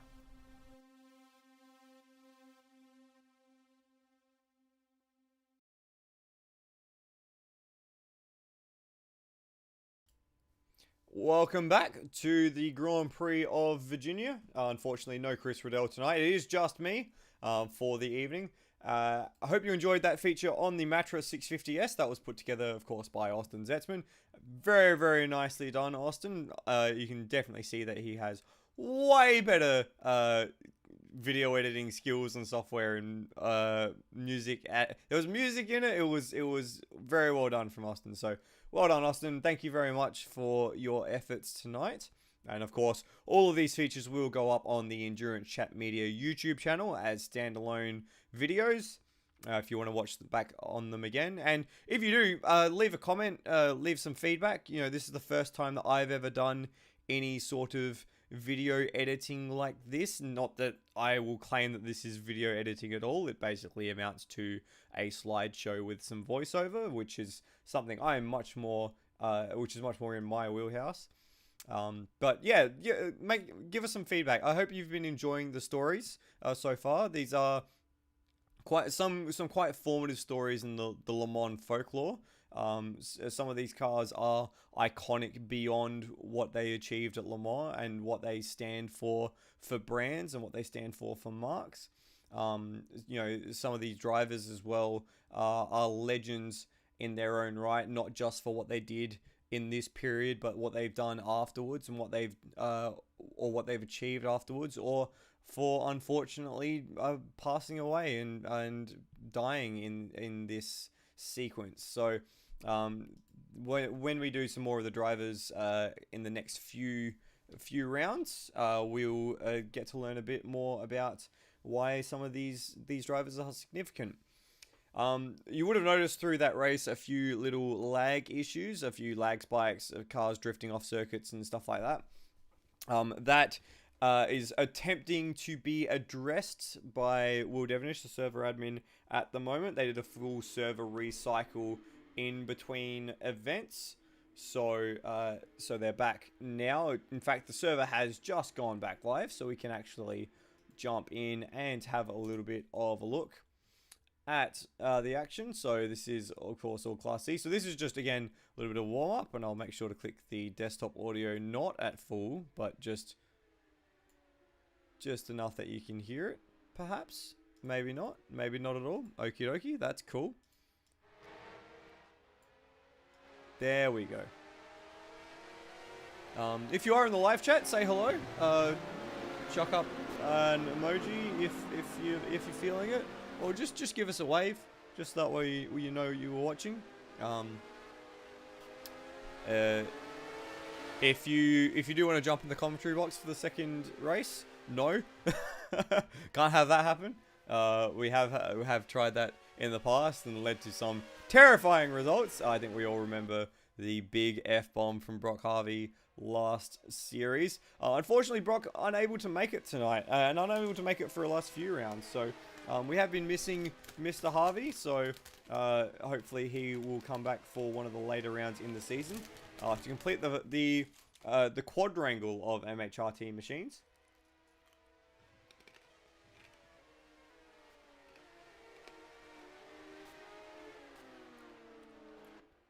It looks like the track time is also, as Coulson goes for a bit of a spin, the track time has also advanced a little bit. So it looks like we're racing a little later in the day compared to the first race.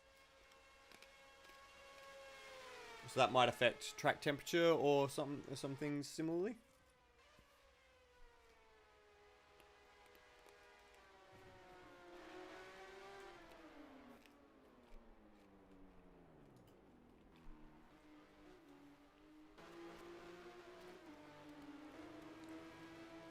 Looks like Joe Bonnier has changed colours, going from the white example of the chevron to the more common orange one.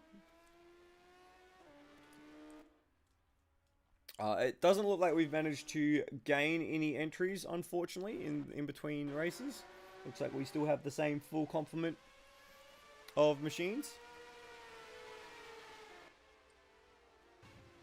Oh. People have been having trouble with this little rise here. Just this one here that you can see on your screen now. It doesn't have a name on the circuit, but it is a very difficult little crest, as we've got a yellow flag in this section. I'm just going to spin around and see if I can find the reason. No, I can't find the reason. So we're back here. So just where I think that's Luke Rosello's come across now. It's a pretty... Doesn't look like much on a map, but it's a pretty difficult sequence of corners because you want to ride as far to the right hand side as you can, so left hand side of your screen, to line up for this S curve. The problem is the curb kind of jumps out there because that's where one of the track routes are. So if we do the Grand East version, the cars will peel off just here, just to the left of shot now, do this entire section in reverse, as I'm just looking at... No, actually, they'll follow the same track, but they actually peel off and go back to the main circuit in the middle of the uphill S's. So we'll just watch Joe Bonnier come across this crest, and yep, see exactly what I mean. You go too far to the left, you hit that curb, which just juts out because that's where the track rejoins. And it can really unsettle you as you try and then scramble the brakes on for the right-hander at the bottom of the hill. So that's something... Oh, so we've got a bit of a demo derby here, so let's leave that. So that's something that people will have to keep an eye on throughout this second race, because we saw all of the MHRT cars come unstuck at various points of their runs, including at the one-point race leader, Will Devonish, who...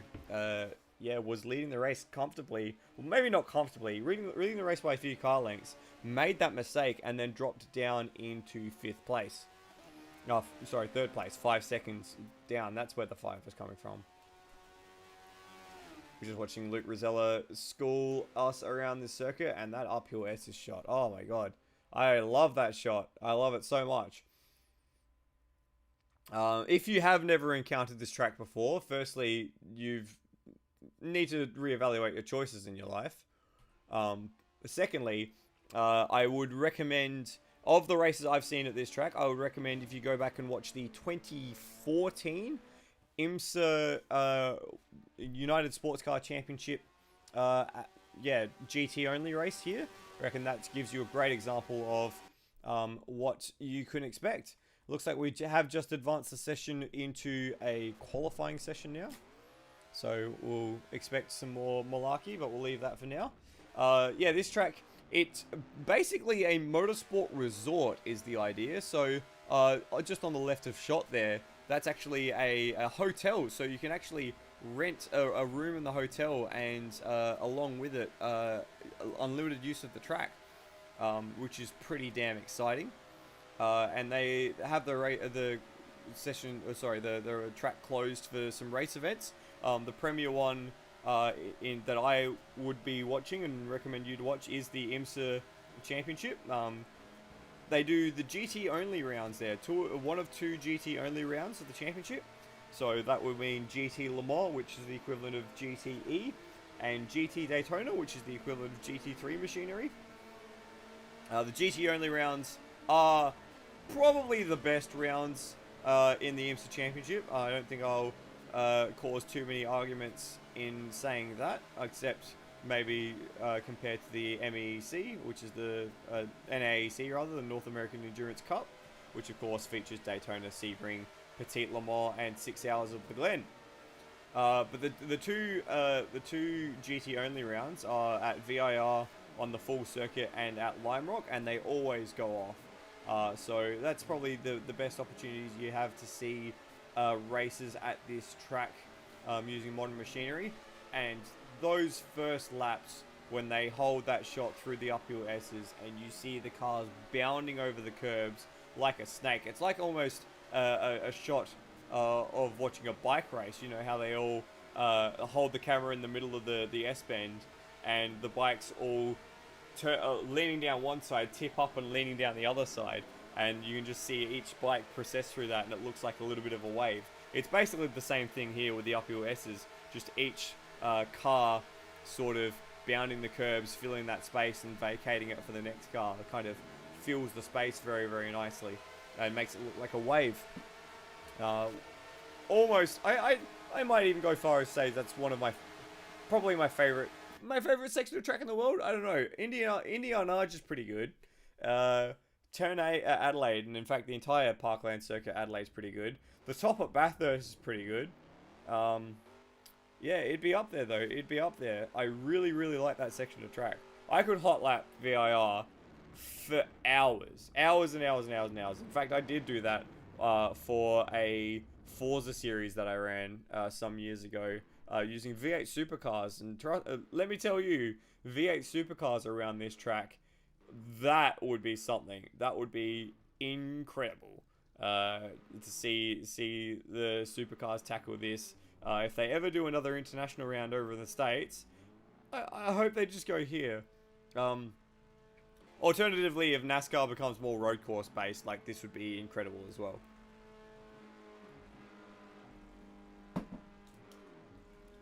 So they're just going through the motions, getting everything ready for the race. They've got all the weight penalties applied. Remember, of course, it is an additional 5 kilos for a sprint race win and an additional 10 kilos for an endurance race win.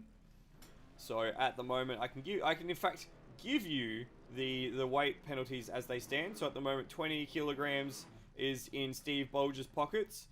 15 kilos to Termo, Will Devonish, and Mike Coulston for their class wins as well. So they apply for class wins. 10 kilos are in the hands of Luke Rosella, Rhodey, Scott Morrill, and Cracker. And Cam Rutledge has 5 kilos for his trouble as well.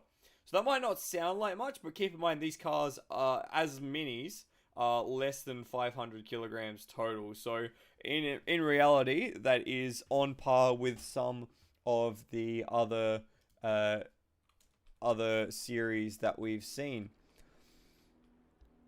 It looks like they're doing a very brief driver's briefing. I hope it's very brief, because we're ready to go racing otherwise.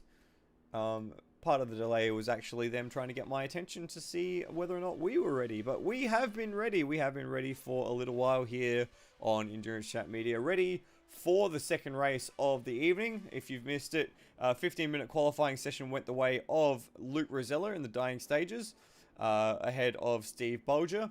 And the first race was won by Steve Bulger from Luke Rosella and Will Devonish controlling the lead for much of the race before having a bit of a moment on the infield of the Grand West circuit and losing position to Rosella and to Bulger. Bulger went on to win quite comfortably after it looked like Rosella and Devonish got into a little bit of a tangle. And then it was Joe Bonnier, who is the pseudonym for Lewis Wedding this evening, who took home Class C honours, coming home in 4th overall.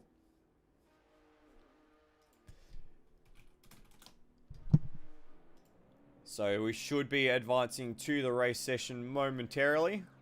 And in fact, here we are. So the guys will come to the grid, and we'll just see if we can find a nice camera and watch them all make their way through. Some beautiful camera shots here at VIR. It is...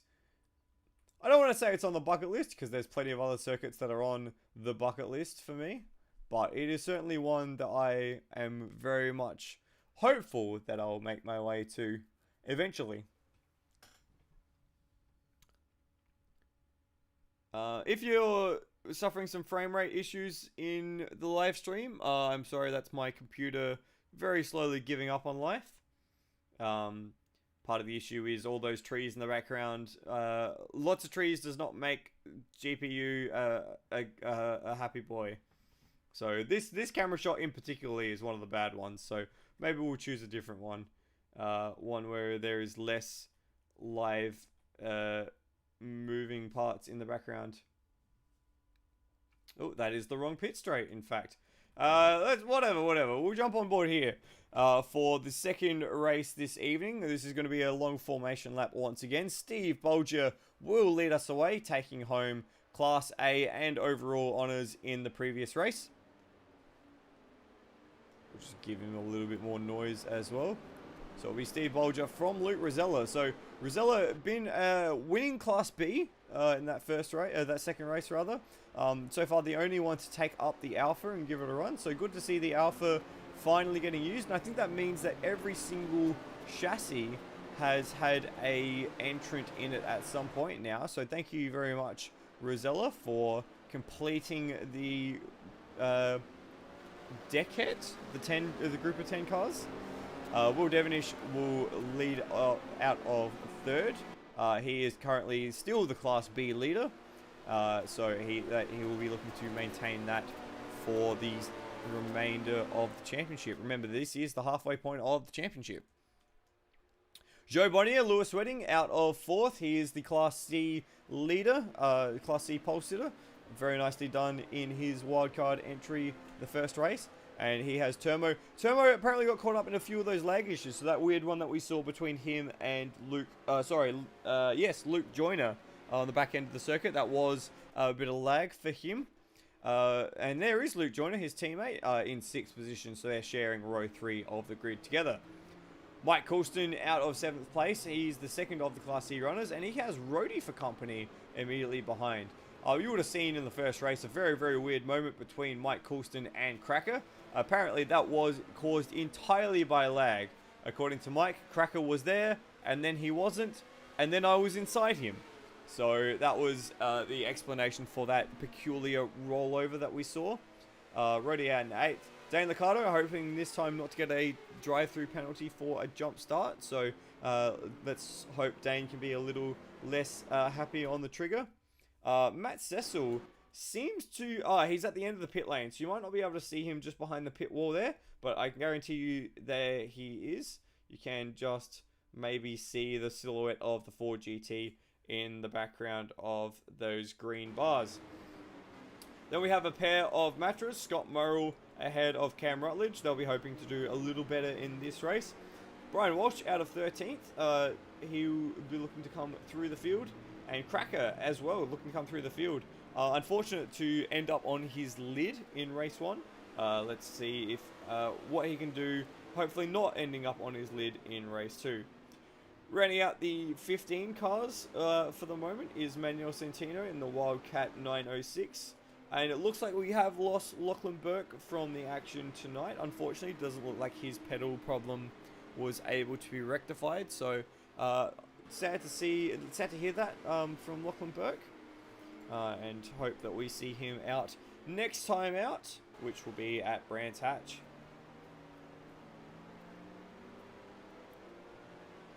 So the group is just coming through the roller coaster now, so we shouldn't be too far away from another race start. Remember, 20 laps, 20 laps, that would be a race. 20 minutes, we saw 8 laps in the first race, and that was because Bulger crossed the line with nigh on seconds past the end of the race. Because, of course, in order to release it, it is time plus 1 lap. So we're probably going to get closer to 23 minutes. Should the pace at the front be red hot, we might, in fact, even see a 9-lap race, but that would put a few people into fuel drama as everyone just slowly pulls into the grid slots. Unfortunately, this is the best camera angle we have of the start, which is a bit of an annoyance, but we will do the best we can with what we got. Everyone is in position. We are ready for race 2 of the evening, and there we go. There's the start. And it looks like to be a pretty even start this time around. Bulger swings across the front to make the whole shot. And he's going to lead Luke Rosella as they fan out into turn 1. It is Bulger from Rosella, from Devonish, from Turmo, who's jumped up a few positions. Then Joe Bonnier, and it looks like Cracker's come through the field. Let's have a look at where Cracker is. He's in 6th. He's up 8 spots. He's done an absolute majesty of a start until he gets cleaned up by Brian Walsh there. Or was that Matt Cecil? It looks like there's a little bit of easy bargee there. They're flying through the left hook. And Cracker, after all that good work at the start, he's dropped back down 4 spots. Here we go up the hill for the first time. Rosella's actually gotten the position. So we missed that as they come up the uphill Esses for the first time. It is Rosella from Bulger, Devonish, Turmo, Bonnier, Walsh, Joyner, Liccardo, Cracker, Scott Morrill, Rhodey, Cam Rutledge, Mike Coulston, and Manuel Centino. Mike Coulston not having a good start as Devonish almost gets it all wrong coming through the southern hill and into Oak Tree, giving a little bit of Morse code on the rear of the 917 as they come down the back straight. And Coulston, you can just see in the background, has made a little bit of a mistake there. He's cut the inside of the corner. He wouldn't have been able to do that 10 years ago. There would have been a tree there.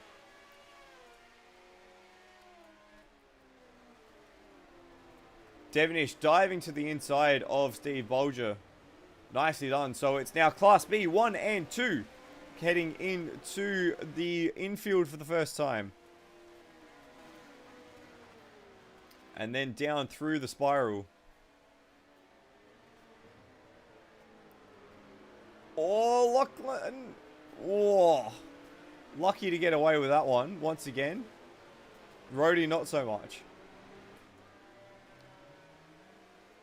And is that Lloyd Kastner? Lloyd Kastner, sorry. Joe Bonnier. Whatever Lewis Wedding is calling him this day. Let's see what happened to him here.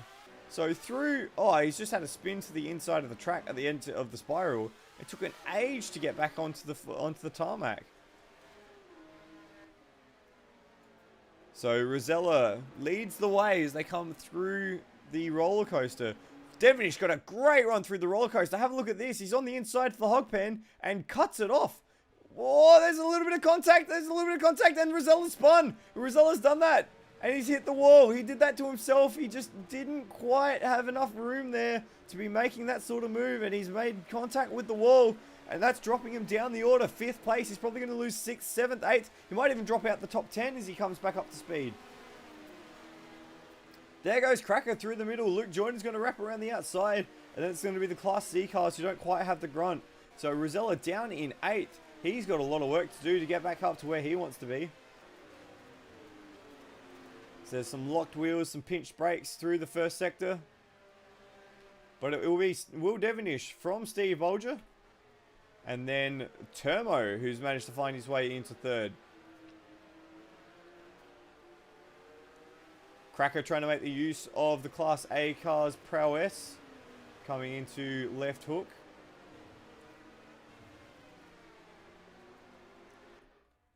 So we join the battle at the front once again. Devonish has a 2.5 second lead as he comes up through the uphill S's.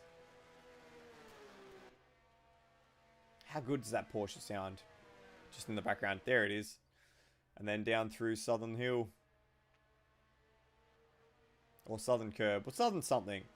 It's south. That's the important part. And Oak Tree. We'll ride this camera shot once more right on the wall here. Get right down close. A little bit of a battle here. Battle pack forming behind Dane Liccardo. Oh, that's just a lag moment. So we'll drop down to Dane and we'll see if we can track as well Luke Rosella's charge through the field. So Liccardo's in Class B here. He's currently third in Class B behind Will Devonish and Termo. Joe Bonnier, Lewis Wedding, he is leading Class C, and just behind him is the Class A leader. So we have three classes all on track together there. Not for much longer as Cracker goes off track, but all in the same shot here to come down through the spiral. And Cracker goes well wide through the spiral. He's spiraled out to the edge of the track.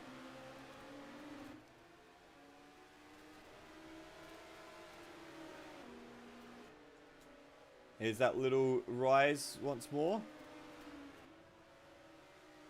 Very nicely done by this group. It seems that the Ford GT just has a little bit more stability over that little rise than the Class C cars. Oh, but that wasn't very stable from Liccardo, and he's off. He's off as they return to the main racetrack. And that drops him down into 5th, and he's going to lose position here to Luke Rosella as they go through the roller coaster as well. Rosella squeezes him on the exit and then takes that position. Nicely done. Good not to make contact there. As a little lag moment sees him lost on our screen. And we'll just ride with Cracker here as he comes down this straight. So right next to Luke Joyner, that's fine. What you're going to see here is that Class A machine, the big V12 in the Porsche, the flat 12 rather. Oh my god, how could I get that? How could I be so blasphemous? It's going to pull away from this group. And possibly even get onto the tail of the group ahead. It is very tight though between Liccardo and Rosella. Liccardo hasn't given in just yet. Remember Rosella on the recovery trail after making that mistake very early on. It's come through left hook. And out through the snake. We are just suffering a little bit of lag watching Liccardo, so we'll see if we can get rid of that by watching Rosella instead.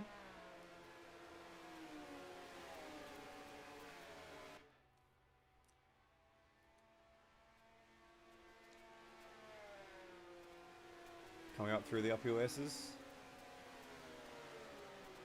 Little tap of the brakes there, which is interesting. Haven't seen anyone really been doing that. Normally you need to brake down through Southern Curve. Not at the very top of the hill. So maybe he was just a little unsettled there, or maybe just bringing up the safety tap just to make sure that he had a brake pedal. As, oh, who was that off in the background? That was Scott Murrell. I think what we'll see here is we can just catch this replay. Nice and smooth up the uphill, and then just a wheel off on the exit there. And super easy to do, and very lucky that didn't turn into something much bigger. We've got a yellow flag up here at Bitch.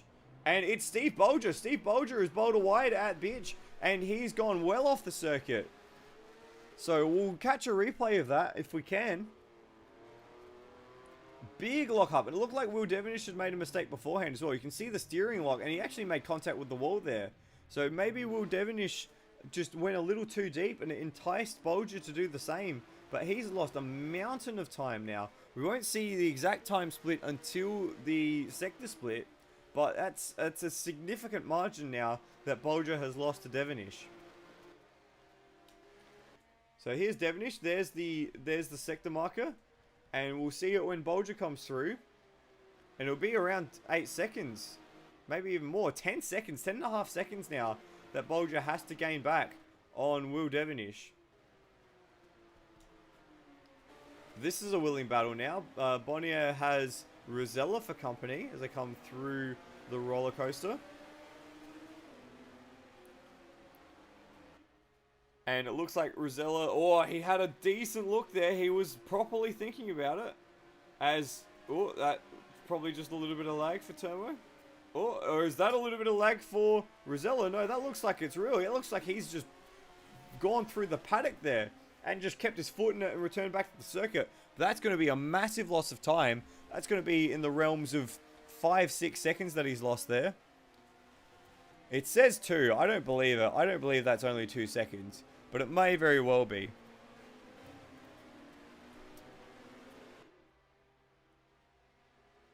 His lap time was still under 3 minutes though. So Rosella trying to find a way on the comeback trail. Remember, he doesn't earn additional points until he passes at least Turmo, which is at the head of this group.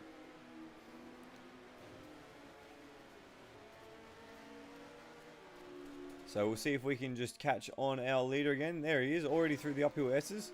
What about Turmo? Whereabouts is he? He's disappeared? No, there he is. He's returned again. And we'll just watch this shot like we love it every single time. Turmo, Bulger, Lewis Wedding, Luke Rosella, Dane Liccardo, Matt Cracker, sorry, and then Luke Joyner. So they file their way up the uphill S's. That is Scott Morrill, I think. He is the first of the Matros. And then there is Cam Rutledge. Then we should see... There's quite a number of cars, actually, who didn't break that sector marker properly. So it could be a while, in fact, until we see Brian Walsh and Rhodey. So I'm going to leave them there. And in fact, Mike Coulston is sitting in last place. So I wonder if Mike has had to take a pit stop or what's happened, because that seems very unlike his ability. Oh, we actually have a change for second place here. Bulger has dropped behind Turmo. Not sure exactly where that must have been. It must have been recent, because Bulger is still listed in second, of course. Not sure, of course, because of the timing glitch that we've been contending with. As they come over that little crest, down through that little S bend.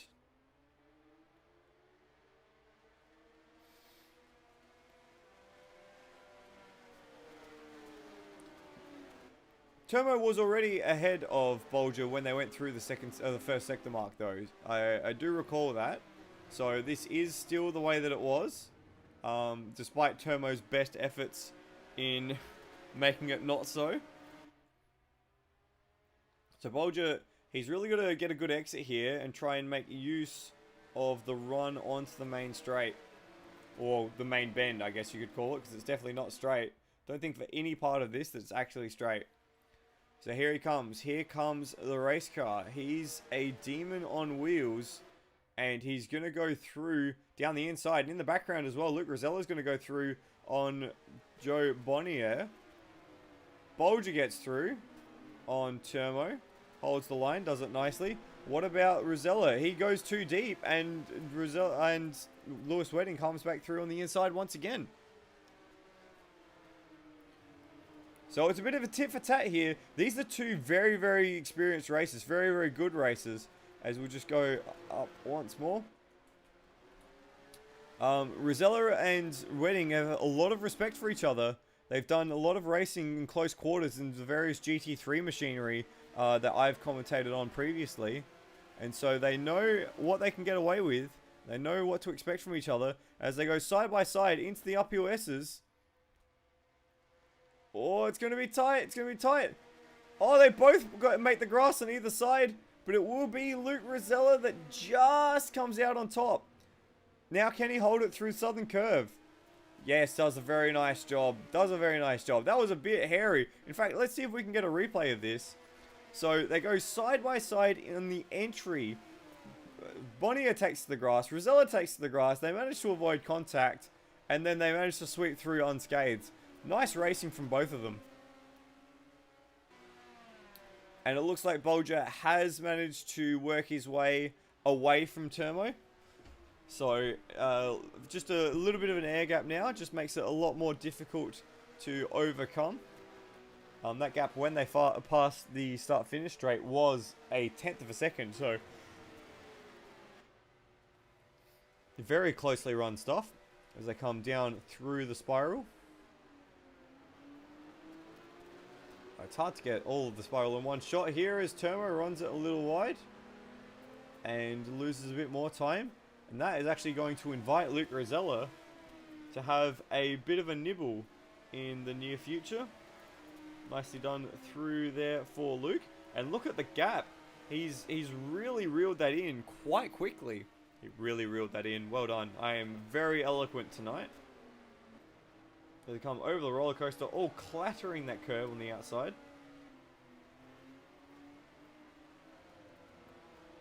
And there we go through the roller coaster. It's not a very big gap. This is for Class B second place. So Rosella's had a spin just here, remember, through the hog pen after making contact with Will Devonish. And Joe Bonnier takes a very agricultural line through the final corner. He's back on track, no harm, no foul.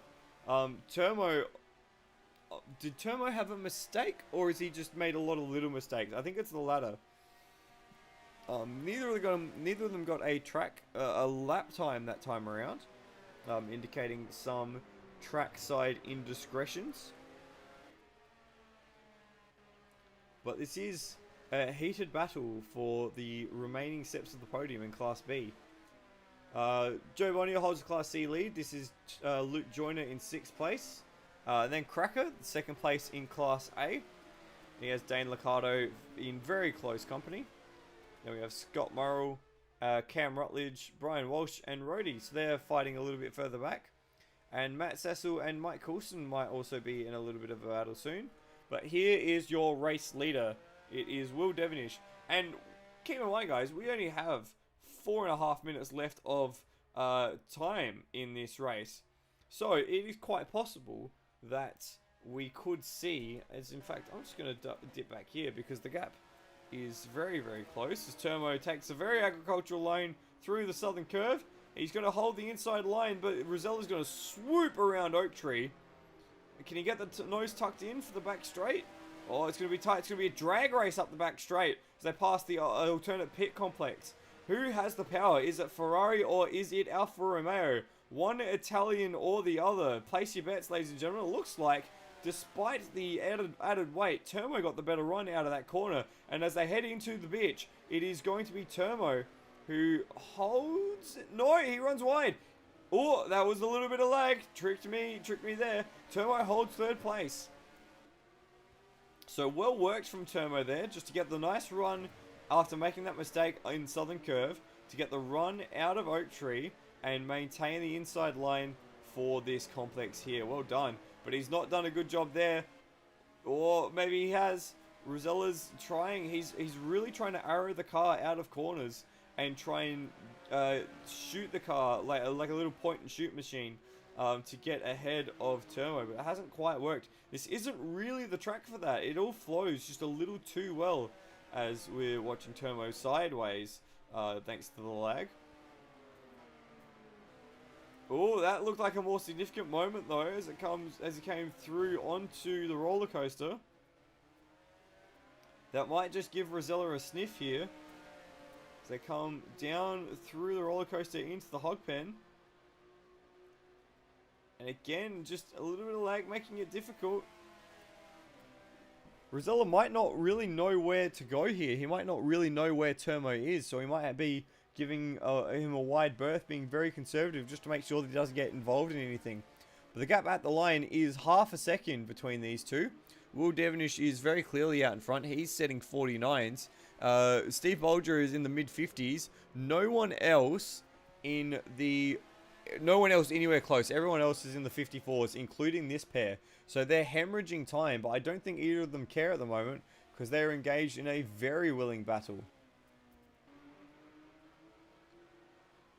And Turmo, we are really struggling to keep an eye on where Turmo's car is. So we have a minute and 50 seconds left in the race time at least. Remember, it is +1 lap. So depending on where Will Devenish is on the circuit, and we might just have a quick peek at where he is as we see Steve Bulger coming through Southern Curve. Will Devenish, have a look at the gap. He has the luxury right here of electing whether or not to push them through for another lap, or to be gentle and be kind and actually sit back and roll out of the throttle a little bit to ensure that this is an 8-lap race. It will be at least another lap regardless, but Devenish basically has the choice here whether or not he pushes hard to make it a 9-lap race and maybe put some people under pressure, or just roll out of it and finish up with an 8-lap race.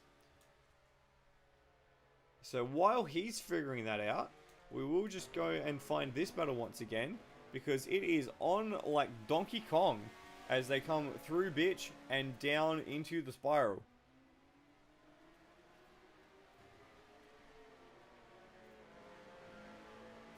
Down they drop. It's a very steep corner there.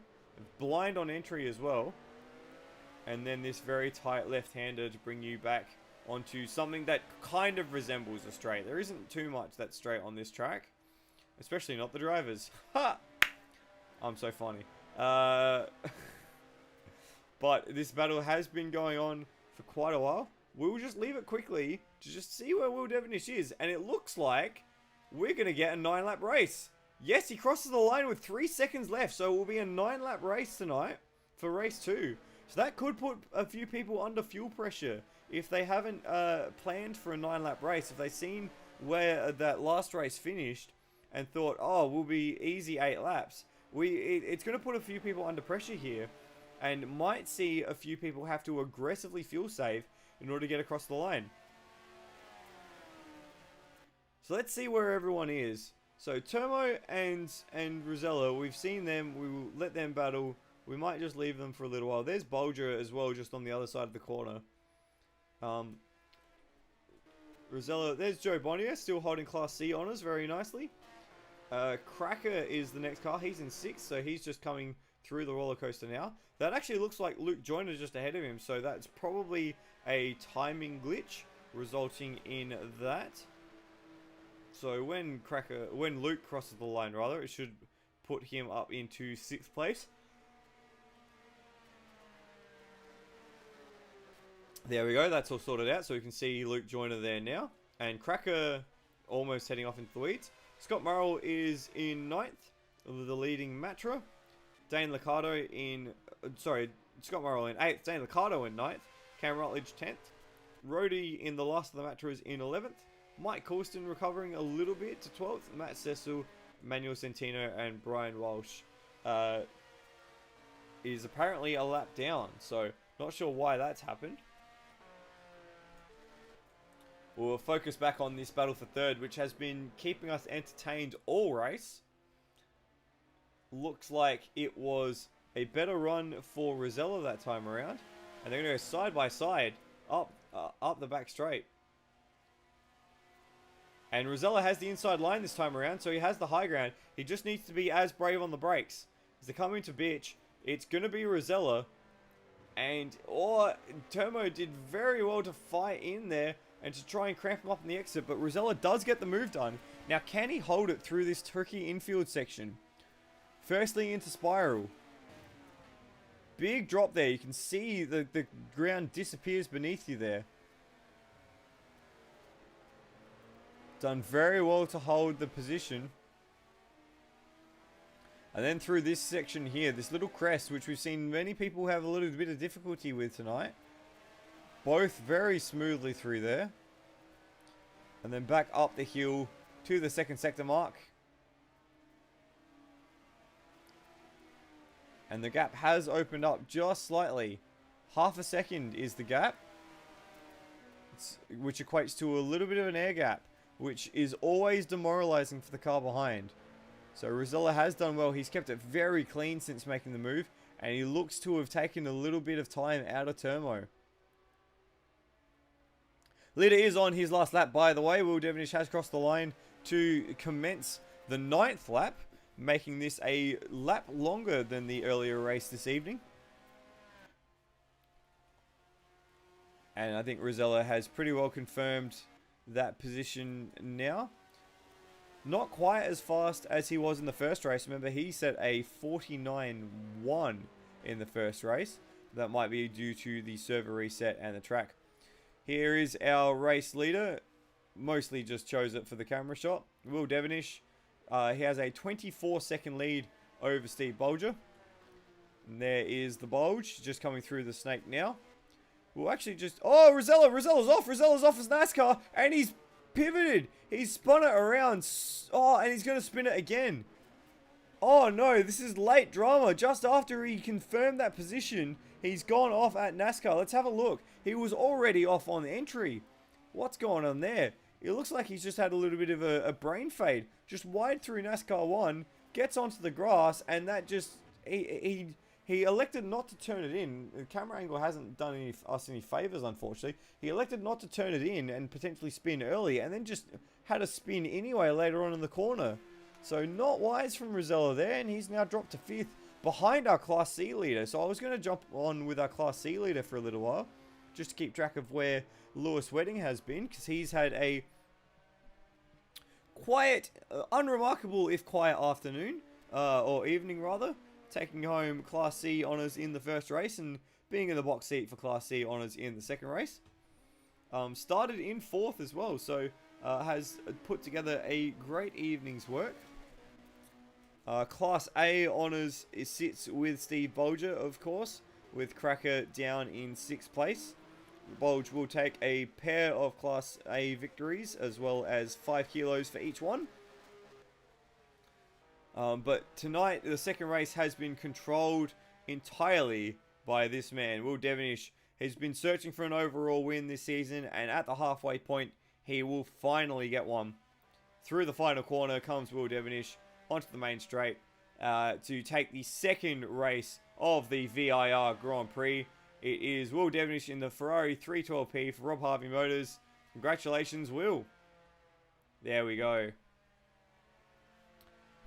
25-minute race that was. Here is your second place and leader in Class A.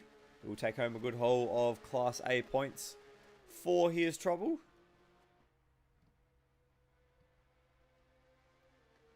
Steve Bulger crosses the line to take Class A.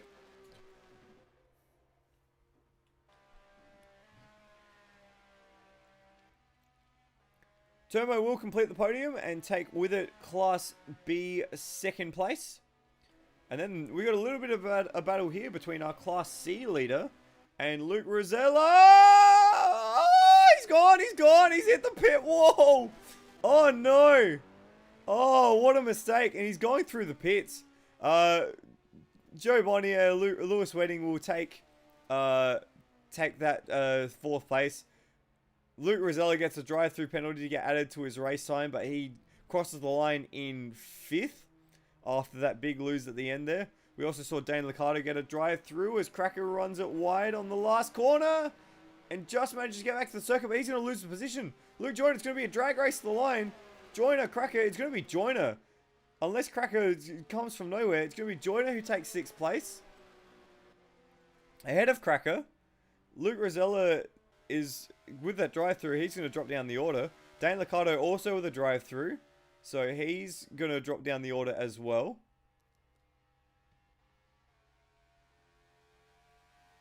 There he goes. There he goes again. And we've got a mess here for what is 9th, 10th, and 11th. The trio of Matras all being held up by Brian Walsh. Oh, there's a touch, there's a spin, and it's right in front of the group of them. Somehow, Rhodey managed to get through mostly unscathed, but Cracker's got a great run. As they come to the line, it's going to be Cracker. It's going to be Rhodey. It's going to be Cracker. It's going to be Rhodey.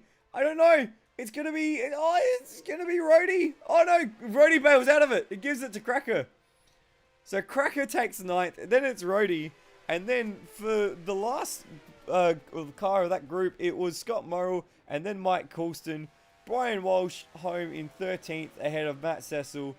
And then we have the Wildcat to finish off the field.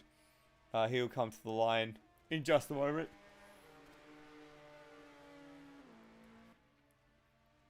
Just through the hog pen now. And across the line. I don't know why Rody has pulled out there. He wasn't going to get any extra weight. He wasn't going to get any extra ballast. He just basically gave away a second place in class. Which is a shame. Oh well. I guess we'll find out about it later on. That was the Grand Prix of Virginia at VIR, Virginia International Raceway. As I've made mention many times this evening, one of my favourite circuits. Steve Bulger won the first race from Luke Rosella and Will Devonish, after Will, who controlled a lot of the first race, had a bit of a prang. But there was no stopping him in the second race, stretching out to a 20-second lead and taking the win. And we have Will in the booth with us. I'll just turn on the sound so that way our audience can hear you. Will, congratulations on taking an overall race win and Class B victory as well in that second race. Thank you. I wasn't expecting it for this round, saying I've never seen the track before, but yeah, pretty happy with that result. How have you never seen VIR before? I've seen the very short version. We did a F3 race there, but I've never looked at the long track before. Lame. Regardless, you seem to have the upper hand in most of the racing tonight. You were controlling that first race until a little bit of a moment, just over that crest. Can you just let us know what happened there? Yeah. Out of all the tracks we've gone to, this track probably killed the tyres the most out of everything. And yeah, I was just losing traction from mid-race, sliding around corners, and unfortunately, the moment you touch a ripple strip, you sort of start rotating. So I did that, I think, 3 times in the first race, unfortunately. So second race, took it easy, and yeah, it paid off. Yeah, and it absolutely paid off. A great big gap for you to sit in comfort at the end there. Another Class B victory, overall victory. This is turning into a bit of a good season for you. Yeah, it's the cars suit me. Well, they suit everyone in the Bs, I think. But yeah, did some pre-season testing and that sort of paid off. But we'll see how we go with the extra weight on board. Termo's pretty confident for the closing out of the season, so I'll have to keep an eye on him. Yeah, Termo's doing the old Devonish strategy. Well, either way, congratulations on your overall victory tonight and for Class B honours. Thank you. Second place overall tonight, and the winner of Class A was Steve Bulger. Steve, congratulations on taking another Class A victory. Thanks, Fuddy. How you going, mate? It was good fun from where I was sitting. Maybe not so much in that second race for you. What happened there with that little bit of a moment at Bitch? Just locked up and went a bit too deep trying to chase Will. So had no steering, and that was all she wrote, really. Yeah, there is a reason that corner has that name, I expect. Just take us through the Class A championship battle at the moment. You're really kind of on your own at the minute. Cracker's there or thereabouts, but are you feeling a little lonely in Class A? It was good to have a nice race tonight, regardless of the class. So the first race was quite good with the boys, and I think we all made mistakes at different stages in the race. So it was just lucky that mine came early and I got past Will in the end. But yeah, Class A, only 2 runners tonight, so it's getting a bit light on. Yeah, that's for sure. So if you are watching in the live chat, or if you do end up watching this later on, and you want to do a wild card and you think this is interesting, jump into Class A. We need some Lolas. We need some Ferrari 512s. We definitely need some Ferrari 512s. Back onto the championship. I think you take back the championship lead from Cracker after missing that round at Sebring. Are you really focusing on the championship, or are you just going out there and having fun for their race win each week? Just having fun. These cars are good fun. As I said, if it'd be nice to have more than 2 Class A cars, so it'd be good to have a race a bit more often. But other than that, they're good fun to drive. Awesome. Well, I hope it's glad to hear that you guys are having fun, because I'm certainly having fun watching and calling the action. Congratulations on your Class A victory tonight in both races, Steve Bulger. It's fine. And Class C was taken home by Lewis Wedding. Now, I'm not sure we actually... Oh, well, sorry. By Joe Bonnier, which I'm pretty sure is Lewis Wedding. If it wasn't Lewis Wedding, someone please let me know. But do we have Lewis Wedding in here? We have insert default name here.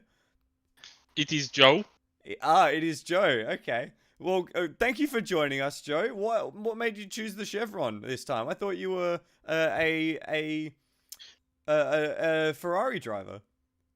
The car had my name on it, and I decided to drive it. Fantastic. How did you enjoy your night out in the Chevron? How did you enjoy Class C? It was quite frustrating, I must say. The hill section was not very fun, and the tires after a while weren't very good. Well, I mean, you must certainly be having a fever dream, because the hill section is the best section of the track. I don't know what you're talking about. 2 good races for you. Just finished off the podium in both. Would you have liked to have gotten an overall podium? Yes, race 1 I was very close, but ran out of talent at the end of the race. That's one way of putting it. Are we going to see you again for some of the later races in the season, or will we be seeing another stand-in? I don't know. I do have a special race at Le Mans. Hopefully, I am able to live and race another one. But I'm sure my alter ego may race another one if there's no more VIR on the calendar. Fantastic. Thank you for joining us, Joe Bonnier. Thank you. Fantastic. And that wraps up a great evening's worth of racing at Virginia International Raceway, the Grand Prix of Virginia. Next round will be at Brands Hatch. We'll be switching back to the endurance format for that one. That'll be at the Grand Prix circuit at Brands Hatch, and that will be in 2 weeks' time. So April 14th for that one. In the meantime, you can catch up on the features that we've been doing at Endurance Chat. We will put up both the Ferrari 512 and the Matra 650 features as standalone videos, so you can watch them at your own leisure. By my calculations, Steve Bulger still holds the Class A lead. Will Devonish still holds the Class B lead. And I'm not sure where the Class C lead sits after Mike's torted race 2. So we'll have to get back to you on that one. Fingers crossed in 2 weeks' time, Kiwi Chris will have his internet issues finally sorted out. And if you are watching Kiwi, or if you do watch this back, we do miss you. And I mostly miss I mostly miss being able to just tune out and have fun and not having to run the damn stream. So please come back. Otherwise, you can catch a bit more Australasian sim racing action with Formula 3 that runs on Tuesday nights, and V8 Supercars that run on other nights. We'll be starting up GT3 very shortly, which will be running on Saturday. That'll be running across the whole year. We had our first test round last weekend, so look for that very, very shortly. And as always, keep tuned in to Endurance Chat Media and the Endurance Chat podcast. We'll be having a look very shortly back at the 12 Hours of Sebring from 2 weeks ago, and very soon ahead to the WEC season. Thank you very much for joining us tonight. I've been Michael Zalavari. Wherever you've been watching, whether you've been watching it live alongside with us or watching it back on replay, I hope you've enjoyed the action. We'll see you in 2 weeks' time for Brands Hatch. Thank you very much. Peace out.